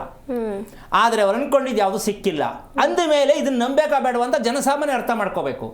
ಹಣವಂತರಿಗೆ ಇದು ಕೈಗೆ ಸಿಕ್ಕಿಲ್ಲ ಅಂದ ಮೇಲೆ ಒಂದು ಮಧ್ಯಮ ವರ್ಗದವರು ಎಲ್ಲೋ ಹೋಗಿ ಶಾಸ್ತ್ರ ಸರಿ ಮಾಡ್ಕೋತೀನಿ ದೇವಸ್ಥಾನಕ್ಕೆ ಹೋಗಿ ಅಂತ ತಿಳ್ಕೊಂಡ್ರೆ ಎಷ್ಟು ನಾವು ದಡ್ರು ಅಂತನ, ಬುದ್ಧಿವಂತರಲ್ಲಿ ಬುದ್ಧಿವಂತರ, ನೀವೇ ಡಿಸೈಡ್ ಮಾಡ್ಕೊಳ್ಳಿ. ಅಂದ ಮೇಲೆ ಇದ್ರಲ್ಲಿ ಯಾವುದೇ ಹುರುಳಿಲ್ಲ, ಇದ್ರಲ್ಲಿ ಯಾವುದೇ ಸತ್ಯ ಇಲ್ಲ. ಹಾಗಂತ ನಾನು ಹೇಳಿದ್ದೇ ಎಲ್ಲ ಸತ್ಯ ಅಂತ ದಯವಿಟ್ಟು ಇದ್ರ ಪಕ್ಕದಲ್ಲಿ ಒಂದು ಮಾತು ಹೇಳ್ತೀನಿ. ನಾನು ಹೇಳಿದ್ದೆಲ್ಲ ಸತ್ಯ ಅಲ್ಲ, ನಿಮ್ಮ ಸಾಲ ತೀರಿಸಿ ಅಂತ ಹೇಳ್ತೀನಿ ಅಷ್ಟೇ. ಯಾರ ಸಾಲ? ನಿಮ್ಮ ಹಿಂದಿನ ಸಾಲವನ್ನ ತೀರಿಸಿಲ್ಲ ಅಂದ್ರೆ ಈಗೇನು ಕಷ್ಟಪಡ್ತಾ ಇದ್ದೀರೋ ಅದೇ ಹಿಂದಿಂದು ಕರ್ಮ ಅಲ್ವಾ? ಮದುವೆ ಆಗಿಲ್ಲ, ಹಿಂದಿನ ಸಾಲ ತೀರಿಸಲ್ಲ, ಮದುವೆ ಆಗಿಲ್ಲ. ಮಗು ಆಗಿಲ್ಲ, ಹಿಂದಿನ ಸಾಲ ತೀರಿಸಲ್ಲ, ಮಗು ಆಗಿಲ್ಲ. ಮಗು ಆರೋಗ್ಯ ಇಲ್ಲ, ಸಾಲ ತೀರಿಸಲ್ಲ, ಮಗು ಪಡ್ಕೊಂಡಿದ್ದೀರಾ, ಅನುಭವಿಸ್ತಾ ಇದ್ದೀರಾ, ಮಗುನು ಅನುಭವಿಸ್ತಾ ಇದೆ. Very simple. ನೀವು ಮದುವೆ ಮಾಡ್ಕೊಳ್ಳಿ, ಮನೆ ಕಟ್ಟಿ, ನೀವು ಮಗು ಮಾಡ್ಕೊಳ್ಳಿ. ಸಮಸ್ಯೆಲಿ ಇದೀವಿ ಅಂದ್ರೆ ಹಿಂದಿನ ಸಾಲ ಯಾಕೆ ತೀರಿಸಿಲ್ಲ? ಈ ಸಾಲದಲ್ಲೇ ಇರ್ತಕ್ಕಂಥವ್ರು ನೀವೇನ್ ತಿಪ್ಪರಲಾಗ ಹಾಕಿದ್ರು ನೆಮ್ಮದಿ ಆರೋಗ್ಯ ಸಿಕ್ಕಲ್ಲ. ಈ ದಿನದಲ್ಲಿ ನಾನು ಹೇಳ್ತಿರ್ತಕ್ಕಂಥದ್ದು ಒಂದೇ ದಿನ ಅಲ್ಲ, ಹಿಂದಿನ ಸಾಲ ಪೂರ್ವಾರ್ಜಿತ ಅಂತ ನೀವೇ ನಿಂಬಾಯಿಂದನೇ ಬರುತ್ತೆ. ಈ ಪೂರ್ವಾರ್ಜಿತ ಶೇಷವನ್ನ ನೀವು ತೀರಿಸದೆ ಆ ಮಗುವನ್ನ ಪಡ್ಕೊಂಡಿದ್ದೀರಾ ಅಂದ್ರೆ ಅದಕ್ಕೆಲ್ಲ ಸಾಕಷ್ಟು ಉದಾಹರಣೆ ಹೇಳಿದ್ದೀನಿ. ನಾವೆಷ್ಟು ತಪ್ಪು ಮಾಡಿ ಮಗು ಮಾಡ್ಕೋತಾ ಇದ್ದೀವಿ ಅಂತ ಅಲ್ವಾ? ಆ ಉದ್ದೇಶಕ್ಕೋಸ್ಕರವಾಗಿ ಅಮ್ಮ, ನಿನ್ಗೆ ಅರ್ಥ ಆಯ್ತಾ ನಾನು ಹೇಳಿದ್ದು? ಹಲೋ ಹಲೋ ಗುರುಜಿ. ಈಗ ನಾನು ಹೇಳಿದ್ದು ನಿನ್ಗೆ ಅರ್ಥ ಆಯ್ತಾ ಎಷ್ಟು ತಪ್ಪಾಗಿದೆ ಅಂತ? ಅರ್ಥ ಆಗೈತೆ ಗುರುಜಿ, ಅದನ್ನ ಹೆಂಗ್ ಸರಿ ಮಾಡ್ಕೊ? ಆಗಲ್ಲಮ್ಮ, ಕಷ್ಟ ಇದೆ. ನೀನೇನ್ ಮಾಡು ಅಂದ್ರೆ ಗಂಡನ್ ರಿಪೇರಿ ಮಾಡಕ್ ಈಗಾಗಲ್ಲ, ತುಂಬಾ ಮುಂದೆ ಹೊಟ್ಟಾಯ್ತು. ಯಾಕೆ ಅಂದ್ರೆ ಮದುವೆ ಅಂತ ಆದಾಗ ಮಾಂಗಲ್ಯ ಧಾರಣೆಗೆ ನಿಮ್ಮ ಕೊರಳನ್ನ ಒಡ್ತಿರಲ್ಲ, ಅವತ್ತೇ ಬಿಗಿ ಮಾಡ್ಬೇಕು ನೀವು. ಏನು ಆ ಬಿಗಿ ನಾವು ಮಾಡ್ತಾ ಇಲ್ಲ. ಮಾಂಗಲ್ಯ ಕಟ್ಟಬೇಕಾದ್ರೆ ಗಂಡು ಹೆಣ್ಣಿನ ಕುತ್ತಿಗೆ ಮಾಂಗಲ್ಯ ಕಟ್ಟಬೇಕಾದ್ರೆ ಪ್ರಮಾಣ ಮಾಡಿಸ್ತಾರೆ ಅಂತ. ಮದುವೆ ಮಾಡ್ಕೊಳ್ಳೋ ಗಂಡಿಗೆ ಪ್ರಮಾಣ ಅಂತ ಗೊತ್ತಾಯಿಲ್ಲ. ಪುರೋಹಿತರು ಹೇಳ್ಕೊಟ್ರು, ಸ್ವಾಮಿ ನಾನು ಕಟ್ಬಿಟ್ಟೆ. ಎಷ್ಟು ಜನಕ್ಕೆ ಗೊತ್ತು ಮದುವೆ ಮಾಡ್ಕೊಳ್ಬೇಕಾದ್ರೆ ಗಂಡು ಹೆಣ್ಣಿಗೆ ಮಾಂಗಲ್ಯ ಕಟ್ಟಬೇಕಾದ್ರೆ ಪ್ರಮಾಣ ಮಾಡ್ತಾನೆ? ಎಷ್ಟು ಜನಕ್ಕೆ ಗೊತ್ತು? ಗೊತ್ತಿಲ್ಲ, ಸುಮಾರು ಜನಕ್ಕೆ. ಮದುವೆ ಮಾಡ್ಕೊಳ್ಳೋ ಹೆಣ್ಣಿಗೆ ಗೊತ್ತಾ? ಇಟ್ಕೊಂಡ್ಬಿಡ್ಬೇಕು, ಪ್ರಮಾಣ ಮಾಡಿ ತಾಲಿ ಕಟ್ಟಿದ್ಯಾ, ಚಾರ್ಜಿಂಗ್ ಮಾಡ್ಬಿಡ್ತೀನಿ. ಹೌದು ಅಲ್ಲಮ್ಮ? ಹೆಣ್ಣಿಗೆ ಹೇಳ್ಕೊಡ್ಬೇಕು, ಪ್ರಮಾಣ ಮಾಡಿ ಮಾಂಗಲ್ಯ ಕಟ್ಟಿಸ್ಕೊಂಡಿದ್ಯಾ, ಜೋಪಾನ. ಹುಡುಗನಿಗೆ ಮದುವೆ ಮಾಡ್ಕೊಳ್ಳಿ ಹಿಂದಿನ ದಿನ ಹೇಳಬೇಕು, ನಾಳೆ ಬೆಳಗ್ಗೆ ನೀನು ಹೆಣ್ಣಿಗೆ ಸಂಕಲ್ಪ ಮಾಡಿ ಪ್ರಮಾಣ ಮಾಡಿ ಮಾಂಗಲ್ಯ ಕಟ್ಟಕ್ಕೆ ಹಿಂದಿನ ದಿನ ನೀನು ಮಂತ್ರ ಹೇಳ್ಕೊಡ್ತೀನಿ, ಅದನ್ನ ನೀನು ಹೇಳಬೇಕು ಅಂತ ಹೇಳ್ಕೊಡ್ಬೇಕು. ಮಂತ್ರ ಪುರೋಹಿತರೇ ಹೇಳ್ಬಿಡ್ತಾರೆ, ಹೆಂಡತಿ ಯಾರಿಗಾದೀಗ? ಪುರೋಹಿತರೇ ಮಂತ್ರ ಹೇಳಿದ್ರು ಗಂಡು ಹೇಳ್ಬೇಕಾದದ್ದು, ಹೆಂಡತಿ ಯಾರಿಗೀಗ? ಎಂತ ಘೋರ ಪ್ರಪಂಚ. ಪುರೋಹಿತರಿಗೆ ಹೆಂಡತಿ ಆದ್ರು ಅಂದ್ರೆ ಗಂಡ ಹೆಂಡತಿ ಹೆಂಗ್ ಚೆನ್ನಾಗಿರ್ತಾರೆ? ಯಾಕೆ ಅಂದ್ರೆ ಅವ್ನ ಕೈಲಿ ಹೇಳಕ್ ಬರಲ್ಲ ಅಂತ ಇವ್ರಿಗೆ ಅರ್ಜೆಂಟ್ ಕಟ್ಟಿಸ್ಬಿಡ್ತಾರೆ. ಯಾರು ಹೇಳ್ಬೇಕದ್ನ? ಹಂಗಂತ ಅಲ್ವೇನಮ್ಮ? ಈ ಅನ್ಯಾಯ ಯಾವತ್ ನಮ್ಮ ದೇಶದಿಂದ ಹೊರಗೆ ಬರೋದು? ಮದುವೆ ಮಾಡ್ಕೊಳ್ಳೋ ಗಂಡನ ಕೈಲಿ ಪ್ರಮಾಣ ಮಾಡಿಸೇ ಮಾಂಗಲ್ಯ ಕಟ್ಟಿಸ್ಬೇಕೇ ಹೊರತು ಪುರೋಹಿತರು ಹೇಳಿ ಮಂತ್ರ ಹೇಳಿ ಮಾಂಗಲ್ಯ ಕಟ್ಟಿಸ್ತಾ ಇರ್ತಕ್ಕಂಥ ನಮ್ಮ ದೇಶಕ್ಕೊಂದು ದೊಡ್ಡ ದುರಂತ. ಇದನ್ನ ಯಾವತ್ತು ರಿಪೇರಿ ಮಾಡ್ತಿರೋ? ಯಾರು ಇದಕ್ಕೆ ಗಂಡಸು ಅಂತ ನಿಂತ್ಕೊಂಡು ಸರಿ ಮಾಡ್ತಾರೋ ಗೊತ್ತಿಲ್ಲ. ಮಾಡೋರ್ಗೆ ನಾವು ಹೇಳಬಾರ್ದು, ನಾವು ಕೇಳಬೇಕು ನಿಮ್ಮಲ್ಲಿ ಏನು ಆಧಾರ ಇದೆ ಅಂತ. ಈ ಮಂತ್ರ ಹೇಳ್ತೀರಾ? ಯಾವ ಮಂತ್ರ ಹೇಳ್ತೀರಾ? ಈ ಮಂತ್ರದ ಅರ್ಥ ಏನು? ಈ ಮಂತ್ರ ಯಾರು ಹೇಳಬೇಕು ಕೇಳಿ. ಅಷ್ಟೊಂದು ಕೋಟಿ ರೂಪಾಯಿ ಖರ್ಚು ಮಾಡಿ ಮದುವೆ ಮಾಡ್ತೀರಾ, ಮಾಂಗಲ್ಯ ಧಾರಣೆ ಮಾಡಿಸೋದಕ್ಕೆ ನಿಮ್ಗೆ ಏನೂ ಗೊತ್ತಿಲ್ಲ ಅಂದ್ರೆ, ಆ ಹೆಣ್ಣು ಗಂಡಿಗೆ ಅದು ಸತ್ಯ ಹೇಳ್ಕೊಡ್ಲಿಲ್ಲ ಅಂದ್ರೆ ಅವ್ರ ಗಂಡು ಹೆಣ್ಣು ಹೆಂಗೆ ಬದುಕ್ತಾರೆ ಮುಂದೆ? ಅವ್ರಿಗೆ ಒಳ್ಳೆ ಮಗು ಹೆಂಗಾಗತ್ತೆ? ಅಮ್ಮ ಕೇಳಿಸ್ಕೊಂಡ್ಯಾ? ನೀನು 2ನೇ ಸಲ ಮದುವೆ ಆಗೋದಕ್ಕೆ ಪ್ರಯತ್ನ ಮಾಡಬೇಕು. ಮತ್ತೆ ಒಂದು 5 ದಿನನೋ 10 ದಿನನೋ ಶಿವನ ದೇವಸ್ಥಾನಕ್ಕೆ ಹೋಗಿ ಸೇವೆ ಮಾಡು, ರಂಗೋಲಿ ಹಾಕೋದು, ತೊಳೆಯೋದು, ಏನೋ ಒಂದು ಸೇವೆ ಮಾಡು. ಅಮ್ಮ ಅಯ್ಯೋ, ನಿನ್ ಗಂಡ ಬಂದ್ಬಿಟ್ರೆ ಪುಣ್ಯ ಮಾಡಿದ್ದೆ ನೀನು. ಕಾಲು ಹಿಡ್ಕೊಂಬಿಡು. ಇಬ್ರು ಹೋಗ್ಬಿಟ್ಟು ಒಂದು 5 ದಿನ ಶಿವನ ದೇವಸ್ಥಾನಕ್ಕೆ ಕಸ ಹೊಡಿಯೋದು, ರಂಗೋಲಿ ಹಾಕೋದು, ನೀರಾಗಿ ತೊಳೆಯೋದು, ಏನೋ ಒಂದು ಸೇವೆ ಮಾಡಿ ಆಟೋಮೆಟಿಕ್ ಚೇಂಜ್ ಆಗ್ತಾರೆ. ಪ್ರಯತ್ನ ಮಾಡು, ಗಂಡ ಹೆಂಡತಿ ಇಬ್ರು ತಿಳ್ಕೊಳ್ಳೋ ಪ್ರಯತ್ನ ಮಾಡಿ. ಇಷ್ಟು ಸಾಕು, ಸಮಯ ತುಂಬಾ ಆಗ್ತಾ ಇದೆ. ಮೊದಲು ನಿನ್ನ ಗಂಡನ ದೇವಸ್ಥಾನ ಕರ್ಕೊಂಡು ಪ್ರಯತ್ನ ಮಾಡಿದ್ರೆ ಅಲ್ಲಿಂದ ಶುರು ಆಗುತ್ತೆ ನಿನ್ನ ಅಕೌಂಟು. ಅದಕ್ಕೋಸ್ಕರವಾಗಿ ವಿಚಾರ ಏನು ಅಂತಂದ್ರೆ, ನಾವು ಮಾಡ್ತಿರ್ತಕ್ಕಂಥ ತಪ್ಪು ಈ ವಿಚಾರವನ್ನು ನಾನು ಹೇಳಿದ್ದು ಮಾಂಗಲ್ಯ ಧಾರಣೆ ಮಾಡ್ತಕ್ಕಂಥ ಸಂದರ್ಭದಲ್ಲೇ ಹೆಣ್ಣಿಗೆ ಅಧಿಕಾರ ಕೊಟ್ಟಿಲ್ಲ ಅಂದರೆ ಹೆಣ್ಣು ಗಂಡನನ್ನು ರಿಪೇರಿ ಮಾಡೋ ವಿಧಾನ ಹೇಳಿ. ಹೌದು, ಮಾಡಬೇಕಾ ಬೇಡ?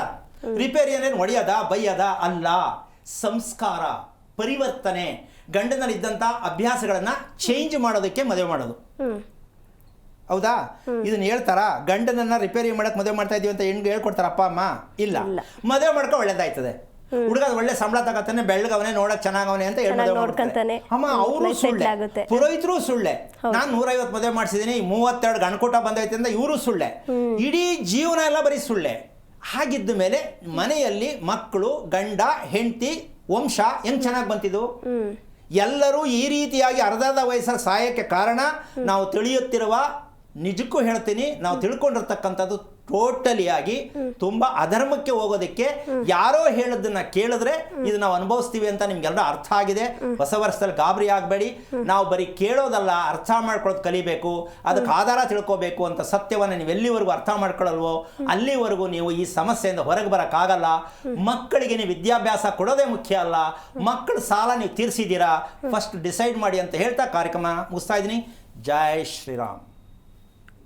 ಓಕೆ, ಧನ್ಯವಾದಮ್ಮ ಕರೆ ಮಾಡಿದ್ದಕ್ಕಾಗಿ. ಧನ್ಯವಾದ ಗುರೂಜಿ, ಕಾರ್ಯಕ್ರಮದಲ್ಲಿ ಭಾಗಿಯಾಗಿ ಕುಟುಂಬದ ಕುಲದೇವತೆ ಬಗ್ಗೆ ತಿಳಿಸ್ಕೊಟ್ಟಿದ್ದಕ್ಕಾಗಿ.